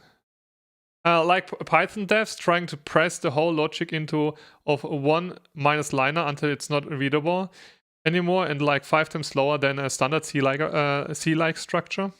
The problem, I don't know what will be the future of programming, because we have right now AI and stuff like this. But this case, for example, we have this code here. You guys helped me to finish it with my logic, with the recursion stuff. It was really interesting. I asked ChatGPT. I finished this block here. Correct? I finished this block here. And I had like problems how I can keep going. I did this dividing stuff, but how I can do the merge stuff actually. And I just asked ChatGPT, and ChatGPT completely rewrite my code base. Completely. And I said, please just add some lines to my current code to that my merge dots is actually working. And ChatGPT was not able to do it. That was really interesting.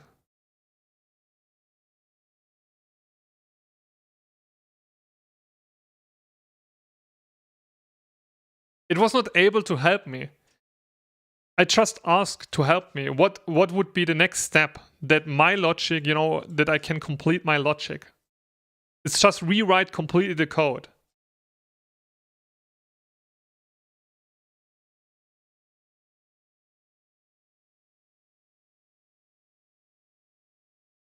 And that's the question. What will be the future of programming? What do you think? Do you think C++ will be still important, or like the other programming languages? I don't know.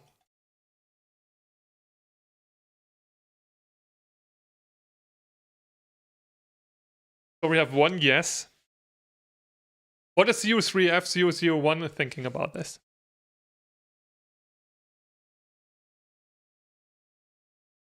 I think probably he's trying right now to optimize my code.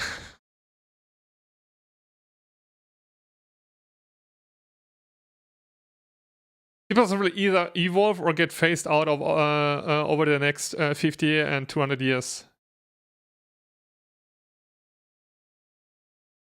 You're asking the same? No, the thing is, I want to discuss, have a discussion about the topic. That's why I'm keep asking it, because it's like everyone is talking about it, and it seems like no one knows it. And I think just want to know your opinion, probably.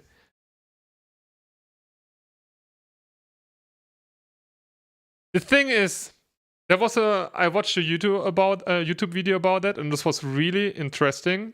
He said, what is easier, to write the logic, if you are like a programmer, to write the logic itself or describe the logic? You know what I mean? A lot of people said like describing the logic in the native language is way harder instead of just programming it.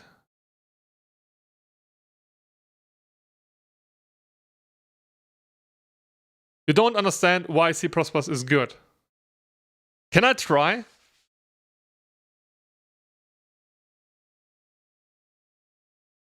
But CO3 F001, I would say I'm getting a tiny bit of feeling why C++ is good. A tiny bit.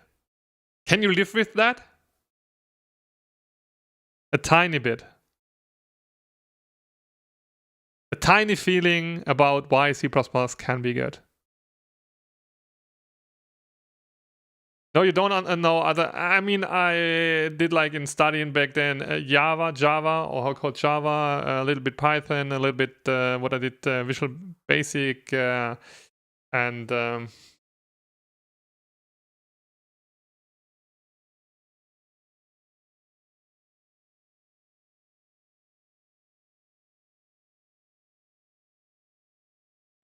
I have something giving up on explaining something and just pointed at code instead. But this is something that comes with experience. True. I don't know. I think also a lot of people are just jumping on the hype train of this big, this AI stuff. And I watched a YouTube video. Yes, I know CO3 F001, but I found a good YouTube video. It was really interesting. And after my exams, I want to watch it completely. Because it was really interesting how actually AI stuff is working. And where was the video? Let's see. No! Please, no. Okay, let's see. Watching, hear your channel. No. Watch later. No. Where's my... that's the wrong thingy. That's why I can't find my thingies. To change the account here quick. Changing it to this one. And then I have my C++ stuff. AI. This, not this video. No.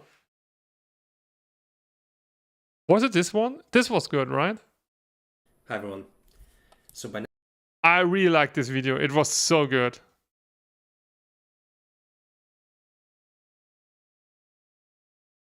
I want to do it after my exams. Just that I'm getting a better understanding how these big language models are actually working.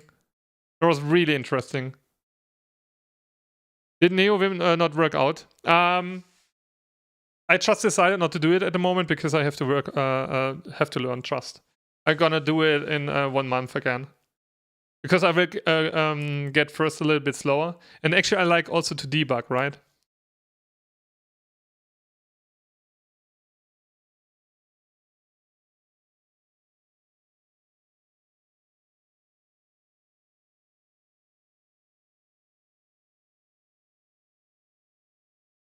No, you don't know other languages. Okay, I know that I know nothing. I will always say that. That I know nothing.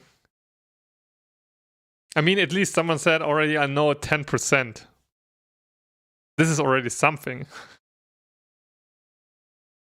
I don't know if I know 10%, to be honest. Whatever memory address this first element is at, that is what begin is. Now, end is not the memory address of the last element. It's actually the memory address past the last element. So in other words, you cannot look at values.end. That's already not your memory to look at. I don't know anymore. So if the iterator is at that position, clearly we have overflowed or we've run past our vector's memory, and we shouldn't be looking at that at all. So in summary, begin is the beginning of our vector's memory, end is past the end of our vector's memory. So with that in mind, now that I've given you a nice briefing, have a go at... Can someone answer this question, this implies back 1, 2, 3, 4, 5, why he's doing it like that? Does someone know? implementing this, and let's take a look at our implementation of it. So over here in Vector, I'm going to start off by creating a class called Vector Iterator. Now, using this class directly isn't really something we'll do because obviously we'll rely on begin and end to return an instance of this class. Yeah, he's going for a custom. Vector because he won't just be writing our own iterator, right? It's the cool thing about C++, you can define everything. Like every object you can define, right? You can just write your own iterator. You can just define everything by your own if you want to.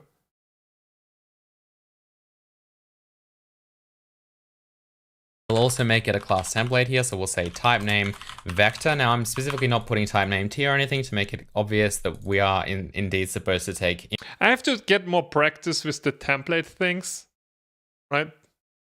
In some kind of vector type, and then I'm going to write a constructor. So vector iterator, and then the constructor for this needs to take in some kind of pointer. So this is the base of this iterator. Where is it currently pointing towards? To make this a little bit more clear, if we scroll down, what I'm going to do is actually start implementing this vector iterator begin and end over here straight away. So begin needs to return a new vector iterator at a this is shit goes over my head as a Python dev. What do you mean?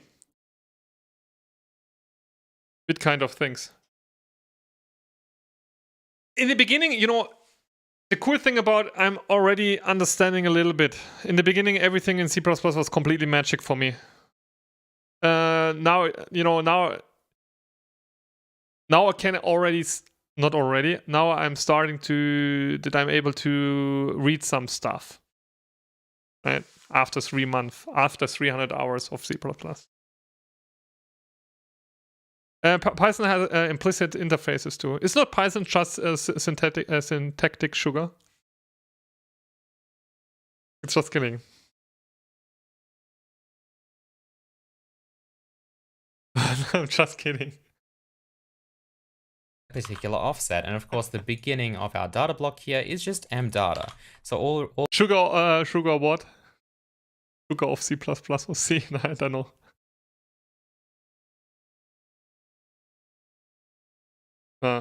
I think Python is really good. It's sugar on C, right? It is, right? I think if you want to do like to analyze data and stuff like this, Python is good, isn't it? The thing is, I want to try out so many things, but I should focus first on C++. C++ is syntactic broccoli. True. Data is Python, Rust. Well, even for like, you can use Rust for data. Is Rust good? I'm still not sure about Rust, to be honest. Maybe it's also a little bit overhyped, but I don't, you know, I've not tried it out, so I don't know.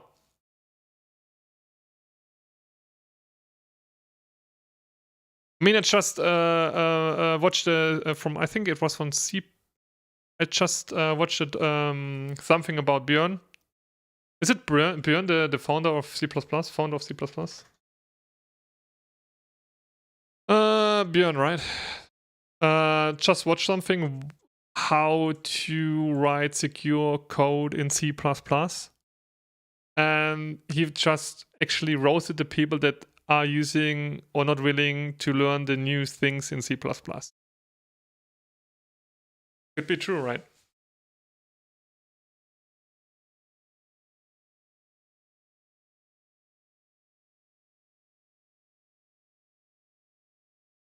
All we really need to do is return a new vector iterator here with mdata.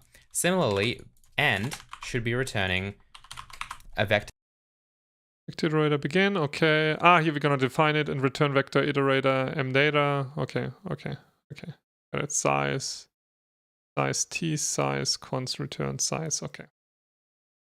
You mean C++ is a fraction? Okay, I read it already. Iterator that's passed the end. So in other words, we can just do mdata plus msize and mdata. What is size t doing again? I have to check it quick. what I learned. C++ size t. Let's see how it is defined. Blop. Okay, size is an unsigned integer type of result of a size of operator. Okay, it's okay. Result of a size of operator and oh, by the way, CO3 FU CO1, are you still here? Because I have also an idea in 4 weeks for another project, and I want to know your opinion about that. You want to hear what my project idea is.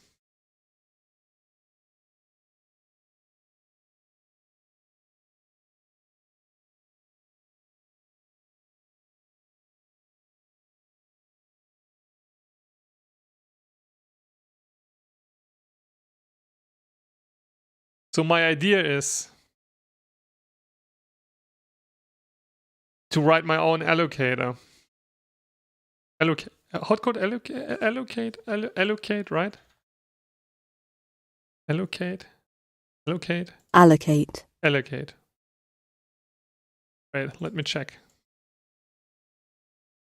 Allocate.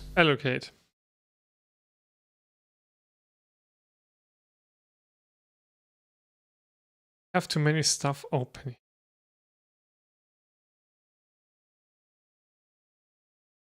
Should be easy as long as you never deallocate. I want to deallocate. That will be a learning. Because I just watched a YouTube video about this topic, and the guy said it's like giving. It's kind of painful, but what you're getting in return is it is worth it, right? But it's kind of painful. You're getting something in return, but the step is painful. I thought I told you never to watch low-level learning.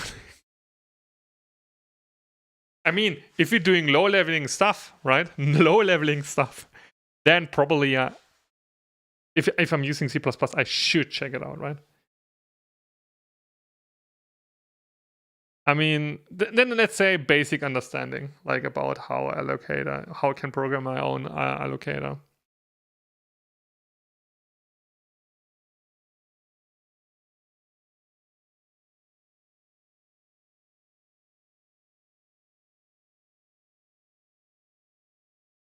Plus M size, of course, will point to the first byte of memory that is outside of this M data allocation. Now, the problem with this is that, of course, we need to take in a vector iterator over this current vector class. So how do we do that? Well, we're just going to copy what the standard over this current. M size. What is M data? How it's defined? Why is M data at the beginning if you're returning it? Return iterator M data. Here we're adding the size of the container, so we know that's in the end. And M data is the beginning or what? Something like this, right? Vector class. So how do we do that? Well, we're just going to copy what the standard library did, and over here I'll make another public section, and I'm just going to write using value type equals. Wait a second, we can do 2 public sections? What? This is interesting. Yeah, but it makes sense. Does. T. So now value type of this vector is in fact t. Now this is just to make things a little bit easier to understand, and you'll see that if we scroll up to the top of vector iterator, I'm going to do the same thing here. I'm going to declare a value type up here, which is just going to be type name vector value type. And then from here I can easily create a pointer type, which is just going to be value type with an asterisk, as well as a reference type, which we'll also need, which is going to be value type with a reference. Okay, I'm out. Am I out? Man, this flex again. Type name. Okay, I got this. Okay, I'm in. I'm still in. This stuff isn't strictly mandatory. You could just use value I'm still type in. with I'm a still in. pointer or a reference sign, but it also, I think, helps to make the code a little bit less ambiguous. So here we can clearly take in a pointer type, which is going to be our pointer, which we'll then assign to mPointer, which doesn't exist yet. So let me go ahead and actually add it. So this is going to be pointer type mPointer, like that. We don't need to initialize it with anything because of course we're doing it in the constructor here. And then scrolling down to vector, another using that I'll add is iterator. So using iterator equals vector iterator with the current vector class, like that.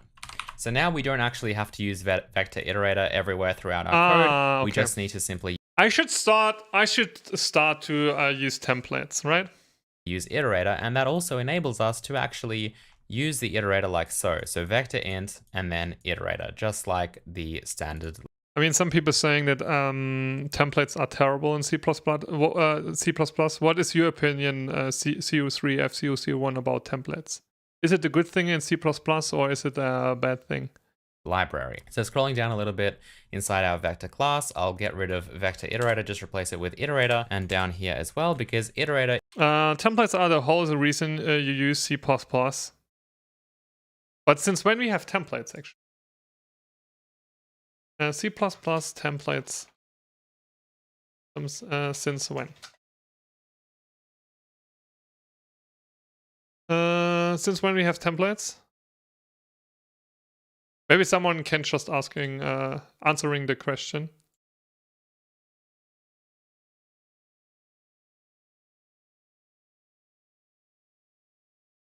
Yeah, probably overuse is not good, right? But I could use templates, for example, for the thing what I did with my CSV file parser. I could even create a class for my CSV file parser where I'm putting like reading the files and stuff like that, so I can define my own object and can reuse it. Is of course the type that we've created up here. Okay, cool. So that's the basis for our vector iterator. Obviously it does nothing as of right now. So let's go ahead and start adding some of the operators into here. So I'll write vector iterator reference as operator ++. So this is our increment operator here. This is the prefix operator. We're going to increment mPointer. Now this pointer is of course of the right type, whether that be a string pointer or an int pointer or any other pointer, meaning that incrementing the pointer is going to increment that actual pointer by the correct amount of bytes because it increments by the size of the type. Then we'll return a dereferenced this pointer, which is wait. If you're doing it that way, if we're adding the ++ before, after, we're gonna create a temporary copy, right? And we're not using actually a value. The temporary value we're not gonna use. So maybe it's better to have the ++ before, or am I wrong here? A vector iterator reference. Now we'll do the same thing, but for the postfix operator. Now the postfix operator, which is differentiated by taking in an int, whereas this does nothing here, is going to return a copy of the vector iterator, because of course we're not supposed to be modifying the object in place. You're right, he's relying on the optimization. I had back then like a discussion about this topic, like a huge discussion about the topic. I do not want to say he was like angry, but I said, okay, if you have this argument that you have this optimization, but you not will have always this optimization if you have your own iterator or something, right? And you're gonna use this ++ thing. Then you could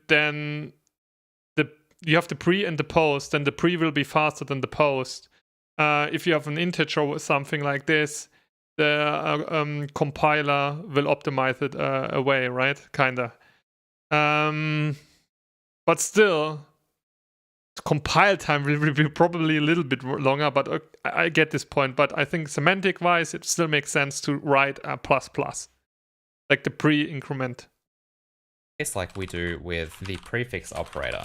So you can see that we're actually making a copy of the vector. Yes, he's doing it here. Okay, iterator, which of course just really contains a pointer, so it's not like it's expensive or anything. And then we are calling this operator here by writing this code, and finally returning this iterator copy that we made. This whole abstraction relies on optimization. We don't want it to emit this code for an iterator. It should lower to a pointer.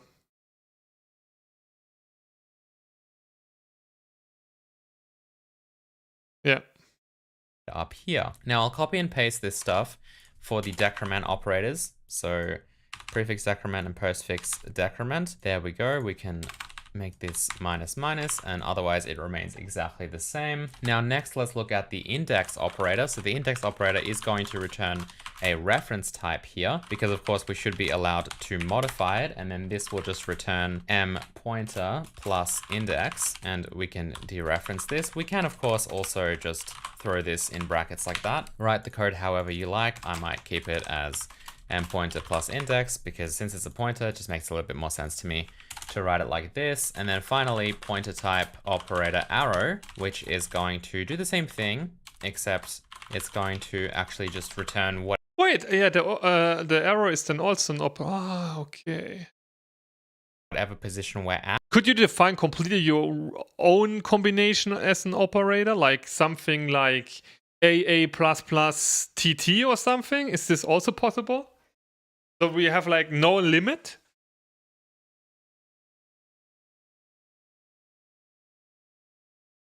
Now, obviously, when we increment, Or you could do like plus, minus, minus as an operator? this actual iterator, it actually increments the pointer. So this pointer is not just the base, it's the current position of the iterator. Speaking of which, Hey bro, are you a rookie? Yes, I am. I am a rookie. I will be a rookie the next 4 years. we also need to have, of course, a dereference operator, which should return a reference type. And this will simply just return the dereference pointer like that. Now, for real, finally, what we absolutely also need are... So, LeBron? What? How should I call you? Are you a rookie, by the way?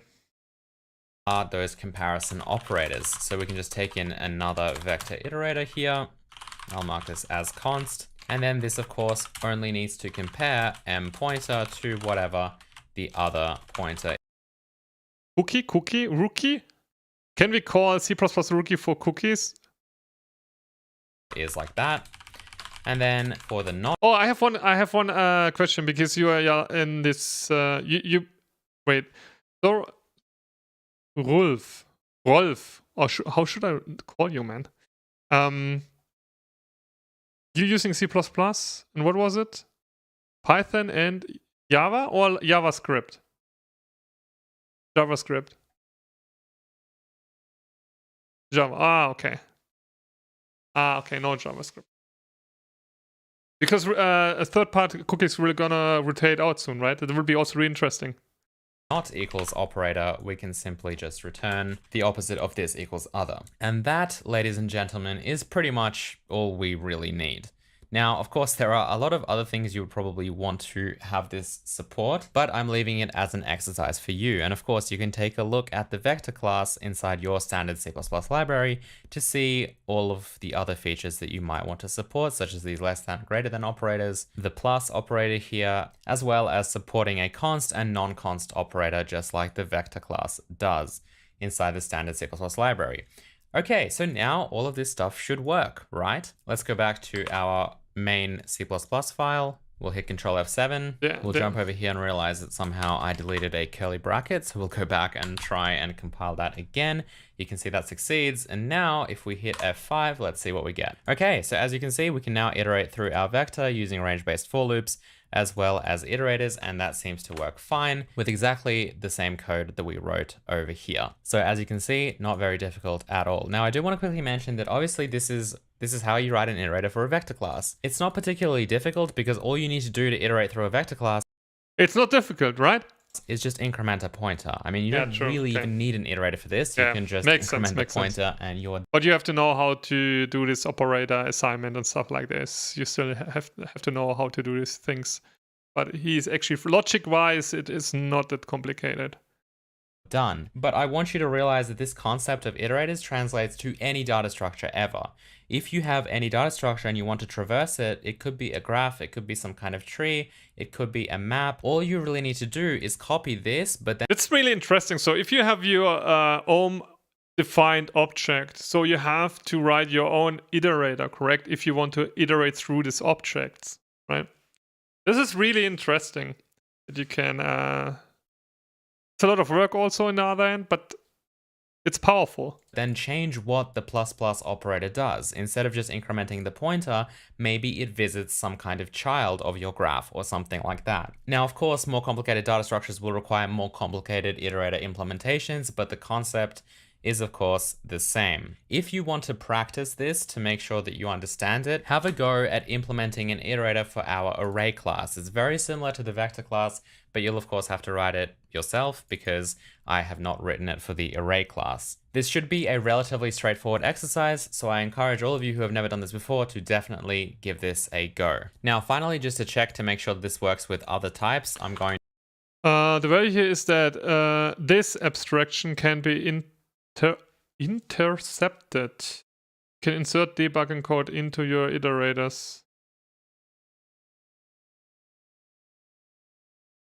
Oh, yeah, about this debugging thing, I have to learn also a lot.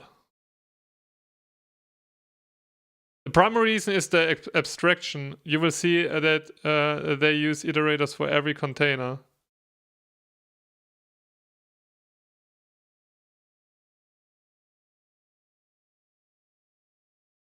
This makes sense, right? Put debugging code into your iterators. Going to change the type of our vector to be an std string like this. I'll quickly just add some quotes over these numbers. Features. By the way, I will just call you Ulf, right?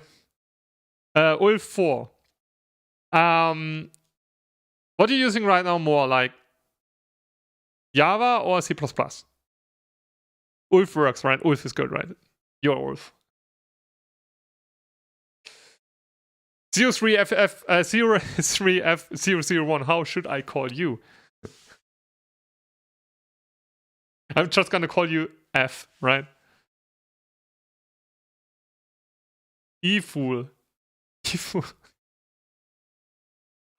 What does eFool even means? Let me check.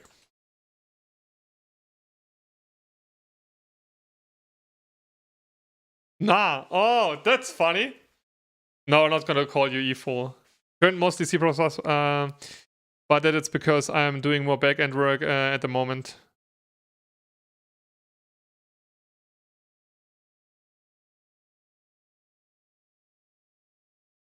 But I'm wondering why not a lot of e-commerce shops using, for example, like, or bigger e-commerce shops not using C++ as in backend or in backend. Why is this the case?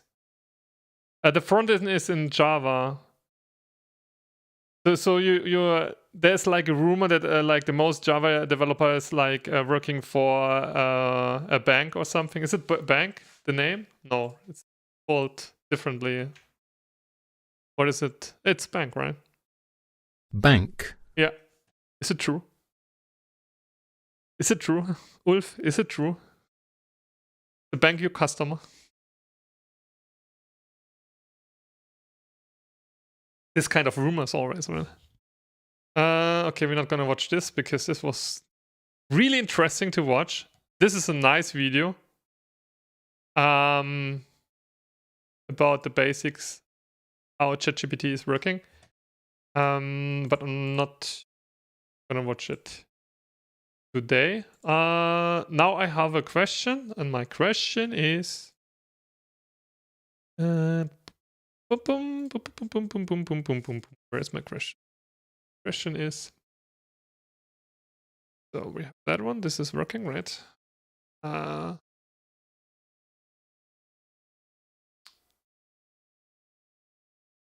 Why I need my iterator here? If I doing this here. Oh, I'm placing this in the end.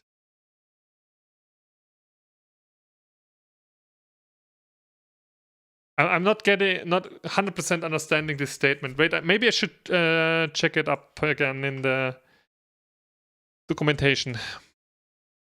Let me check. Because I'm not 100% sure if I'm understanding it 100%. So this insert stuff, right?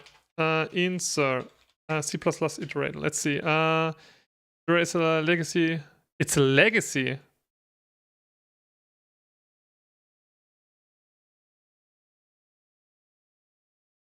Why is this legacy? Wrong page. Okay, I need the correct page. Vector insert. This is the correct page, right?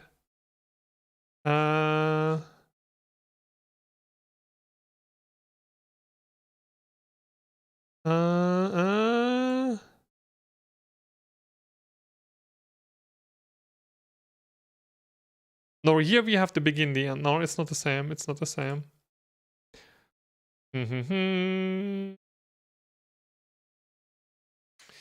Plus, I need you help. Help. Vector T algorithm. Search for std vector. I have to do it like this. Vector CPP reference. So let's do it. So, and then insert, right? Here we have it. Insert and it's okay, perfect. Let's see how this is. So a trait is like, I think I know a little bit what a trait now right now is. Because I looked it up last night. But last night, 2 days ago. Why it's that wide? I should have that on R. I'm not have on the blind mode. Oh, way better. Sorry, guys. Hi. So let me check.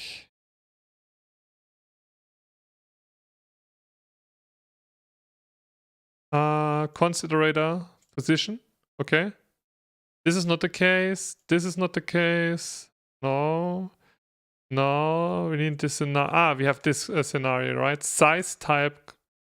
Is this one maybe? Iterator insert. So we need the considerator position. Then we need the size type. That's for the type. And then the value. No, that's not. No, this is not a iterator insert. Not this one, it's not this one, it is. It's position, size type. What is here the difference? Radar. Const reference value.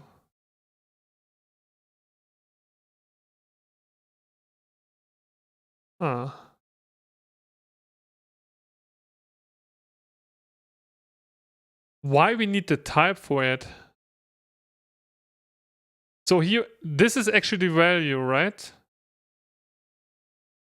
So it wanna have the value. It needs the it needs the type, and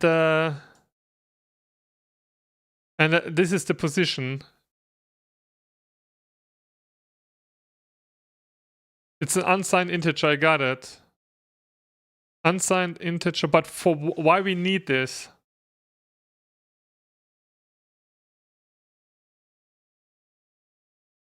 So if we, it makes sense that we know we have to know the position. So we have to enter in where we want to insert the object.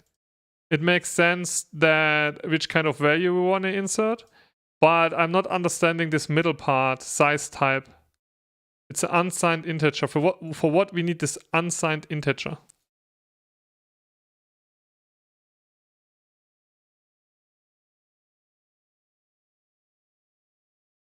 Overload 3 inserts. Copies of the value. Okay, the insert elements at the specific location in the container. Insert value before position. Okay, we need, this is case 2, right? Correct? Case 2. Okay, let's read this. We have insert value before position. Insert count copies of the value before position. Oh, okay, let me think about insert count.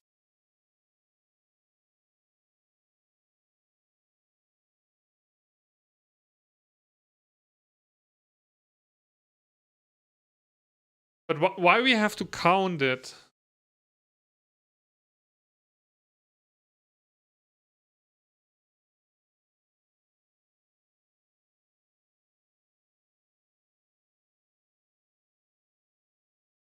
Let's go back to the example.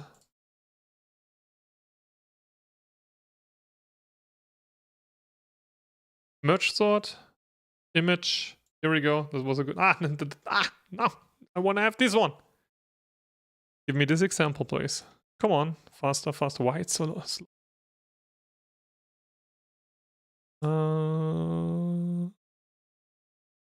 That one. So, do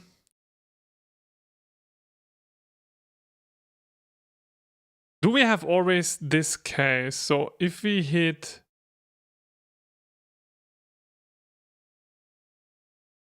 if you're doing this comparison with this, how we did it with the MyLogic, we have always only one element in the end, right?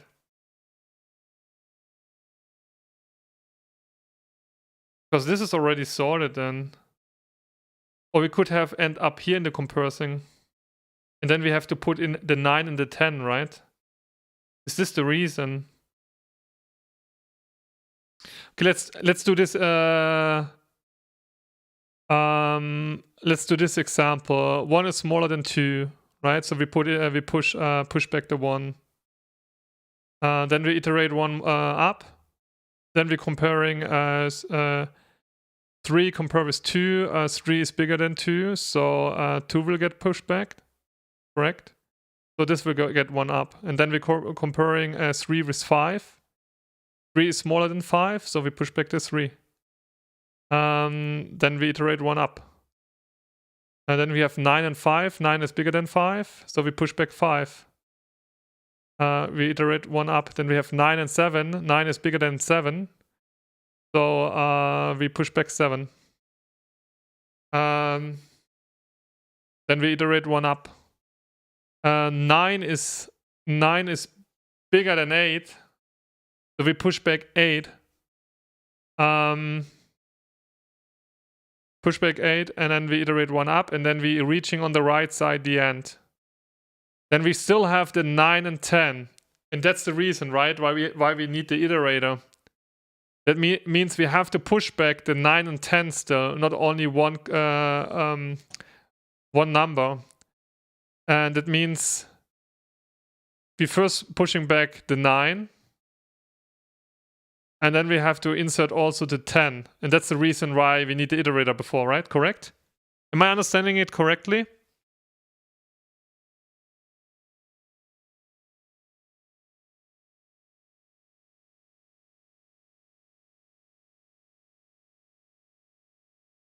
You misunderstood it. You don't have to count anything, but if you want to insert more than one copy of the element, you can use this overloading to provide a count so that that multiple copies get.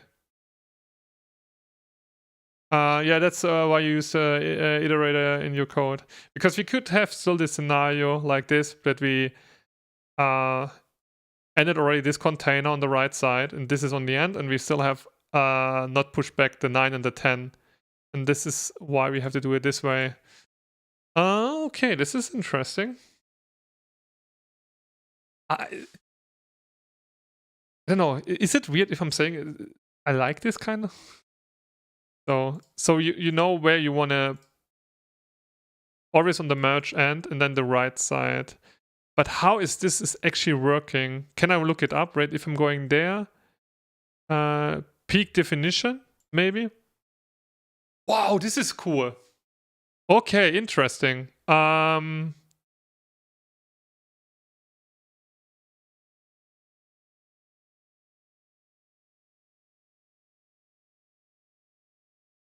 Iterator insert const iterator where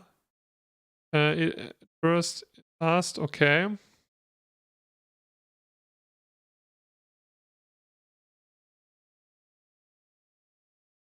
Okay, we pointer. Okay. Okay. Oh, this is a little bit. Oh. Okay, wait. Address. Oh my god. Okay, this is. I'm not good enough to understand this. Damn it. I mean, this is just this definition here. Why have problems to read this? This makes sense. My data. We have here the where. This one. Where's my first?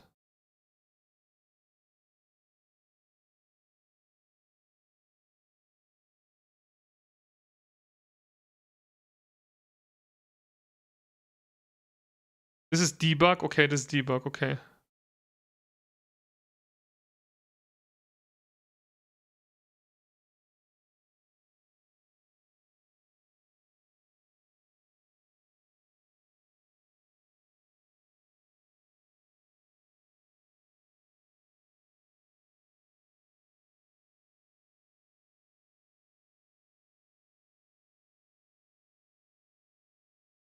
This is even my scenario here.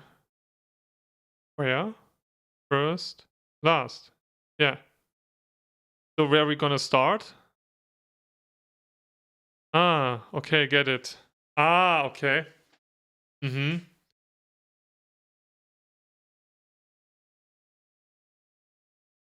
So where are we gonna start? That's so nice to look it up.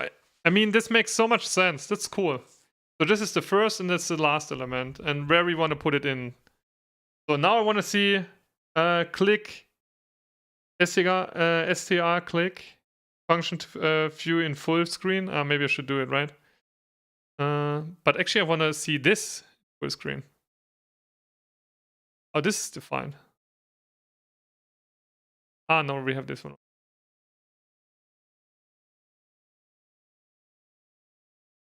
So let's see. Can I check this even, like the ether? No.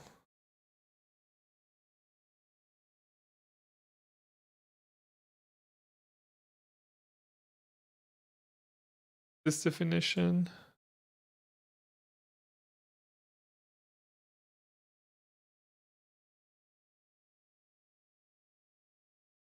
Iterator insert. Yeah, sorry. Yeah, it's nicer for you guys.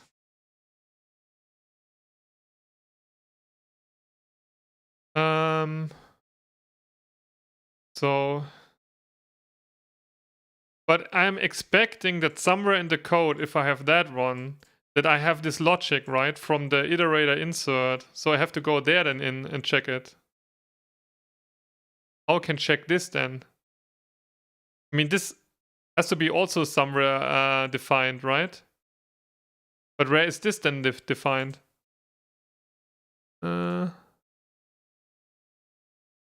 It's defined there, right?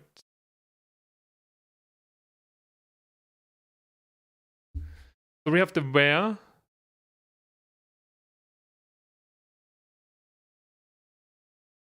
My pair, my wall.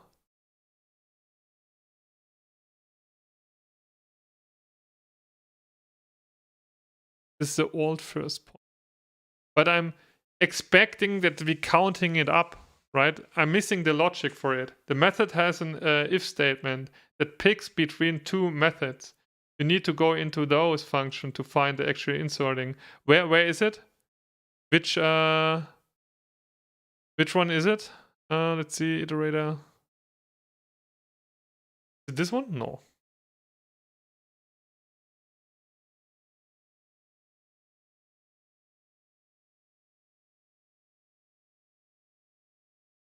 Maybe you can lead me to the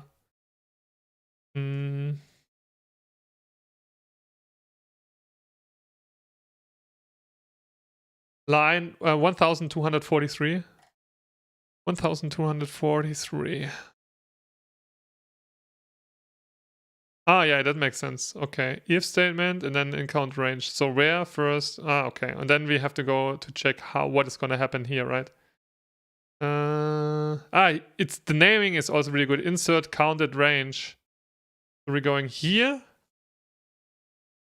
Get unwrapped first. So we have to go there.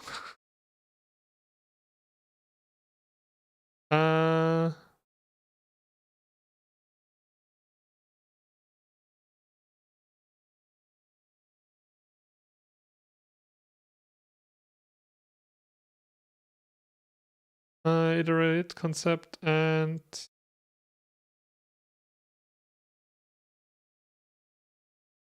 if 8 plus 0, else if blah blah blah, static cast. What is unwrap doing? Oof. Okay, I'm going back. Go to insert encountered. Where is it? Should I go one step back?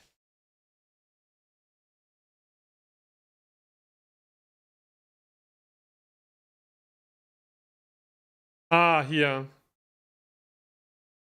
And then I should go insert encountered. Okay. Ah, here it's defined, right? No, we're back then in the same thing again. Ah. First you said we should go. This is it.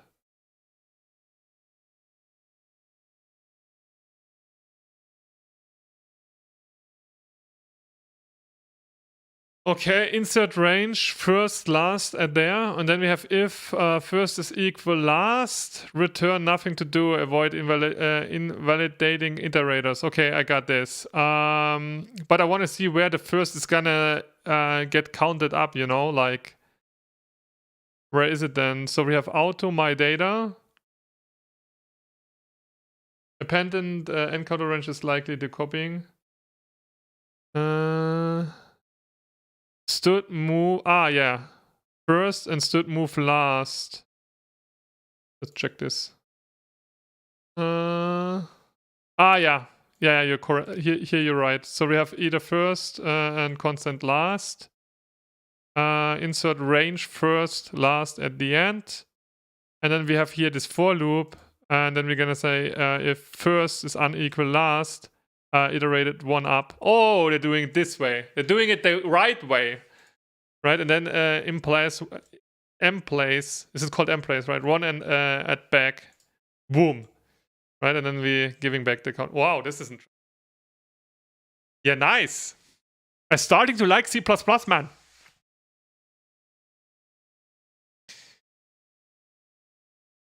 I should read stuff like this more often, right? And try to implement it by my own. This is really cool. Let's do the steps that I can do it against by my own. Back, back, back. So we have Stockholm. What is the Stockholm syndrome? What is it?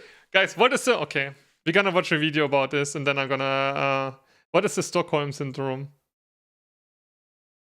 Pink, how are you doing? Stockholm syndrome is what? Is it something good or something bad?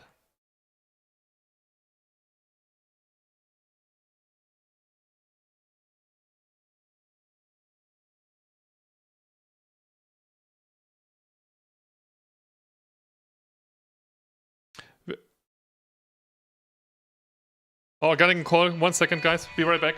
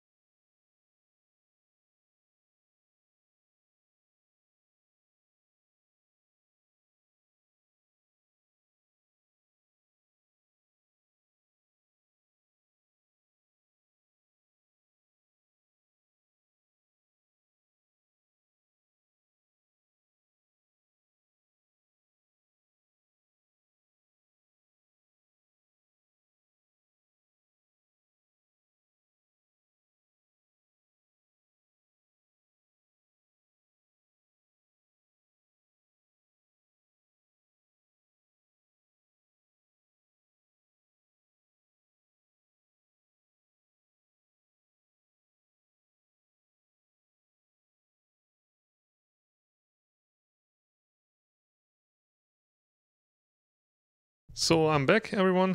How are you doing? So victims of the normal definition of Stockholm syndrome develop positive feelings towards their capture in. Great.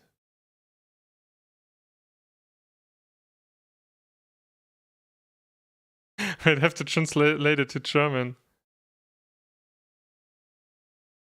Great. I'm not.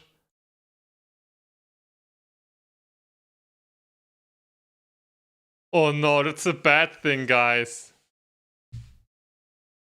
Refactor your merge sword. What is bad? What is bad about my merge sword?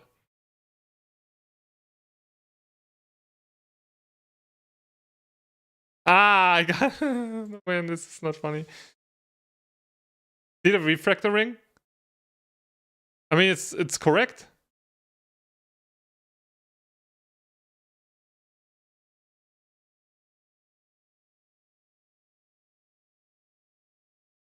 I mean, what is wrong there?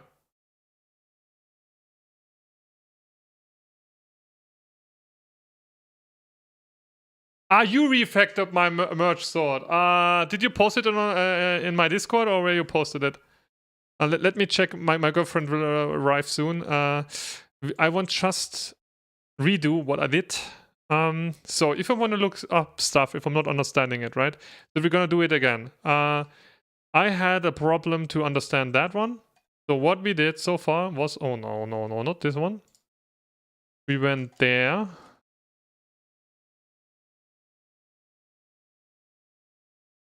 Yeah, we went here into that one, and then we saw, oh, okay, we have this here, blah, blah, blah, blah.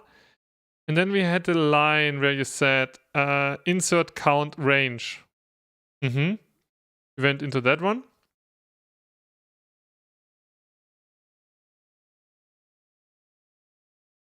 Bam, checking this function, correct?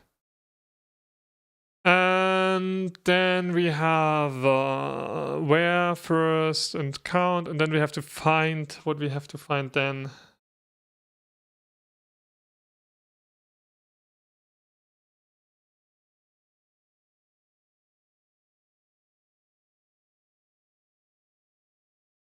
What we have stood merge? No way.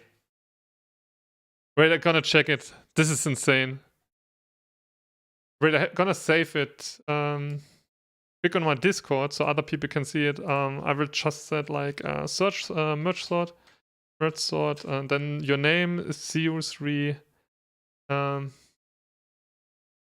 F001.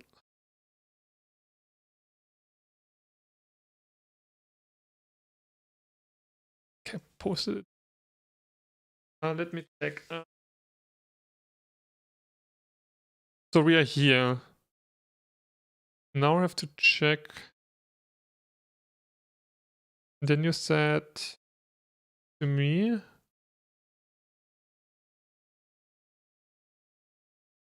Impendent encountered, right?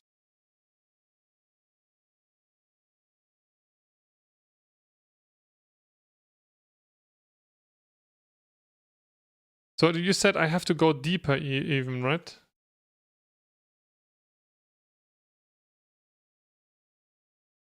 Is this okay?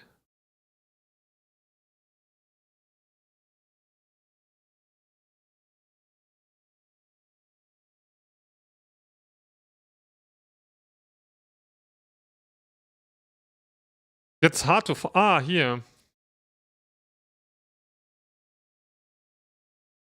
We are here. Okay. So I have to learn if I'm looking up stuff like this. This is really close then. I have it here then. Encounter appendant uncounted range. So if I'm going here and here we have the magic. So counting up and we okay, got it. Okay. Now we're gonna check the code from CO3 F001, the improvement what he did. So we're going into this here. I'm gonna check it. Guys, I have to thank you a lot that you're helping me with C++. I mean, I learned, I hope so, a little bit already from you guys. I'm really grateful for that. I mean, it's a free coaching, correct? So let's see. Okay. Oh, what? What? Ooh. Why I'm getting excited about stuff like this? Why am I getting excited about stuff like this? This is not normal. I'm getting hyped if I'm seeing stuff like this already. This is crazy. Okay,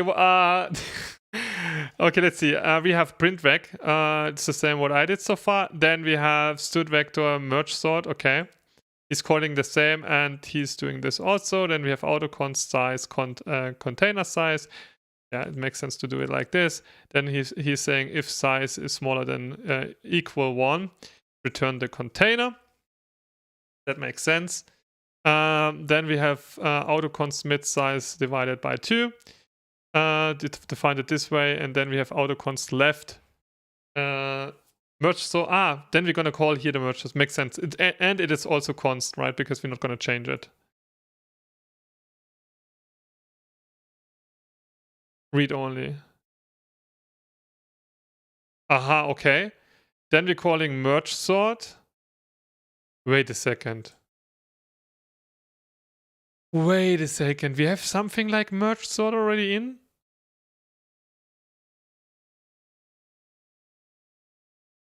So you're calling... Wait a sec. We have something like a merge sort? Yeah, nice. So we have left side and then merge sort. And it's even called... No, the merge sort is this one. Definition. Okay. So then we have studVector begin container. Okay. I mean, wait, I'm a little bit confused. This is the vector. Wait. So this is the vector, and then we say begin container, comma, begin container plus mid.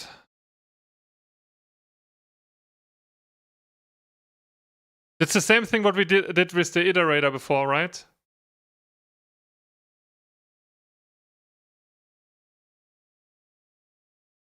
So we have the stuff what we're beginning from the vector.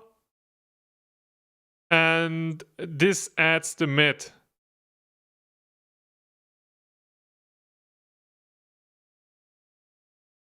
So this is the first thing. That's the left side, actually. And then we have the right side, and we have to do it with the and, right? So we have studVector begin, the container, plus mid. That's the beginning. And that's where we want to place it. And it should do it until we reach the end. Correct? Aha. Okay. Then we say here studVector integer merge.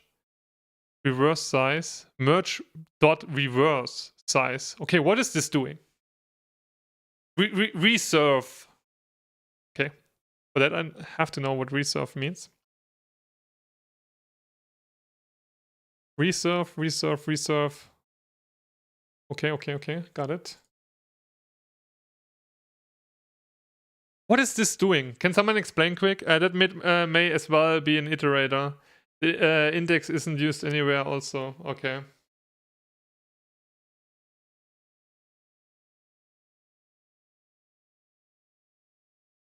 Reallocate space for all elements, just an optimization. Off stream, I'm gonna gonna read it up here, right? So this is an optimization, okay. Then we have stud merge. Okay. Wow, you can do something like this, and then you say begin left as, end left as. Guys, I have one question, CO3 F001. If I would use something like this in the exam, it's correct, right? I can use that just stud merge, correct? It's in the standard library. So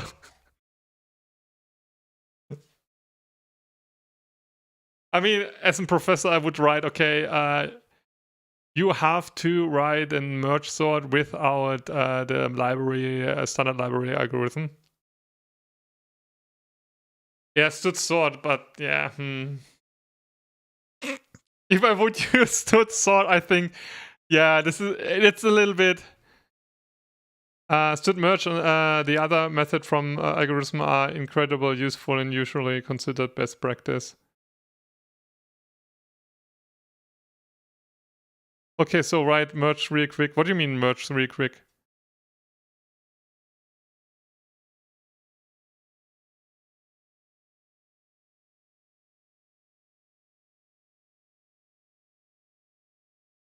I mean, I had it already, my own merge. I can just use the method what I used. Correct? I mean, just copy paste. The same thing what I did with the logic. But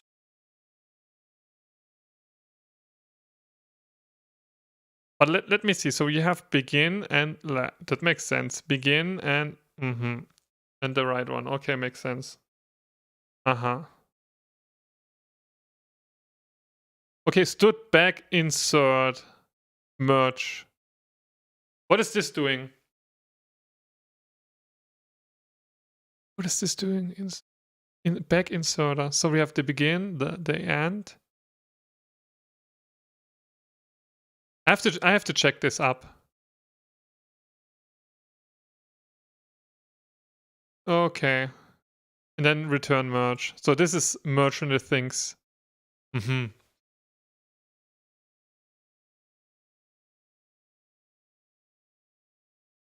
mean, maybe I should copy this quick in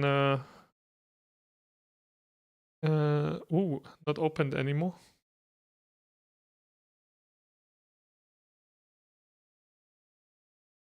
Remove this. Place here. Programming. Let's check it up how this is actually working. So merge. Merge first item, last. Okay, then. So this is an iterator, correct? Yeah, first, last, and what does dast mean? Copy merging ranges, first, last, first, last.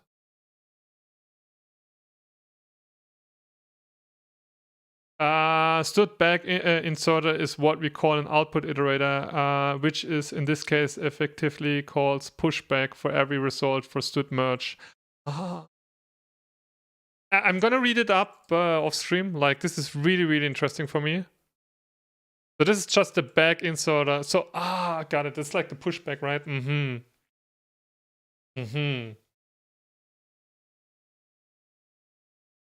So this is the beginning iterator. This is the last one. So it's just yeah, I think I got it.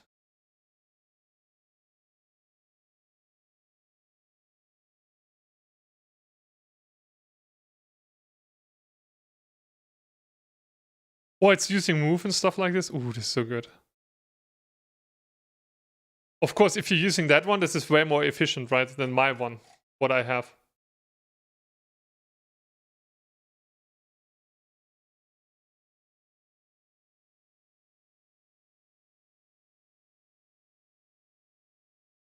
So this is your output iterator. So that means I have the iterator 1, then the last, and then the 1 and the last, right? It's needed for the logic. So and then it's starting to compare actually what I programmed, right? What is bigger, what is smaller, for example. And then the output will be the dast, correct? So if I have, for example, 1 is smaller than 2, then the output, the dast will be 1, correct?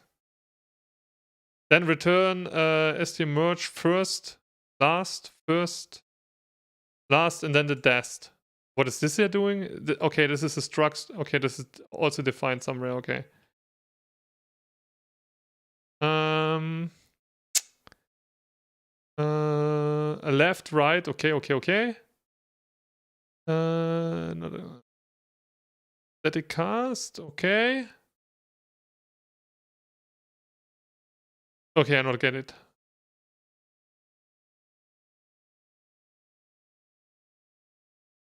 Okay. Interesting.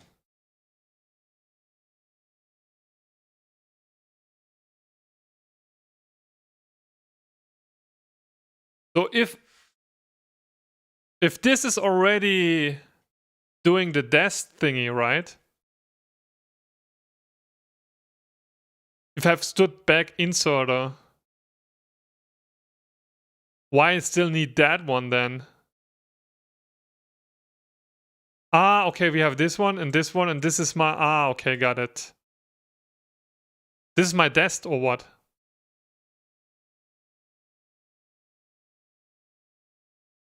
This is my dest, right? Ah. Okay. I mean, some things like this make only sense to use.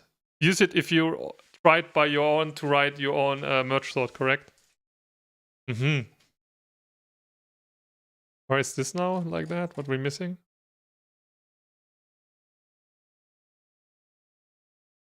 Are we...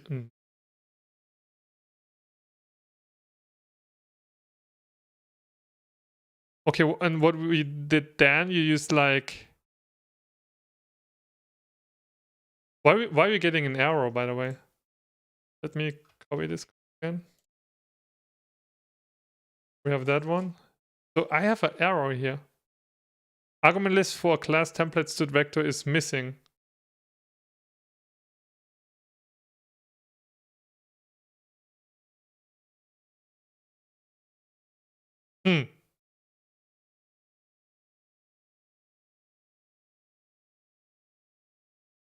What are we missing here?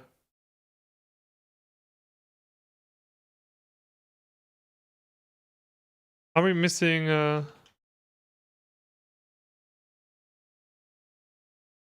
missing this one, right? Yeah.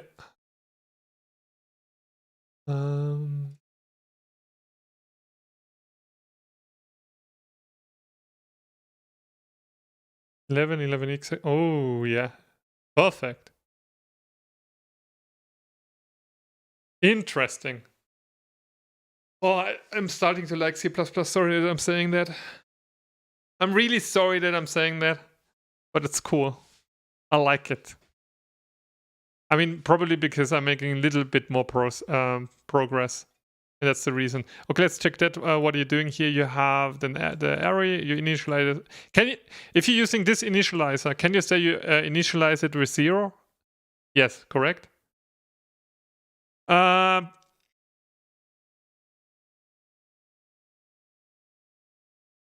Then we're printing out that one, and then you say print vec merge sort array. Okay. Ah, okay. You're doing it with okay, with all the numbers. Interesting.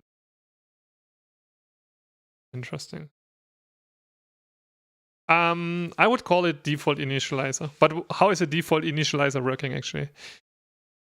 Is it maybe also that a lot of people hating C++ because it has like a bigger entry barrier? Can you call it like that? I mean, you have. I mean, maybe some people can be faster than me, but it takes some time that you're starting to understand things better. It's just really overwhelming in the beginning.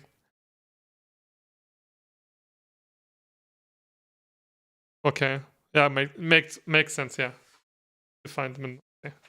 That's a really good default initialization is defined by the default constructor. This is cool. Really cool.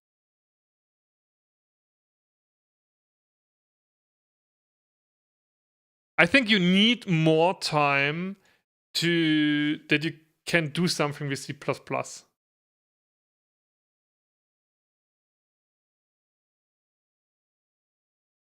It is overwhelming.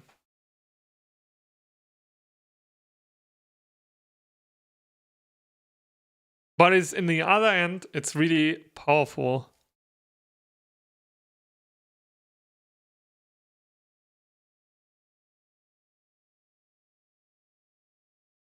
I think my girlfriend arrived. So, boys and girls, thanks a lot for the support. I'm gonna check out the code from CO3F001 and probably see you tomorrow again for another C++ live stream. I'm out for today. Have a good day. Thanks a lot.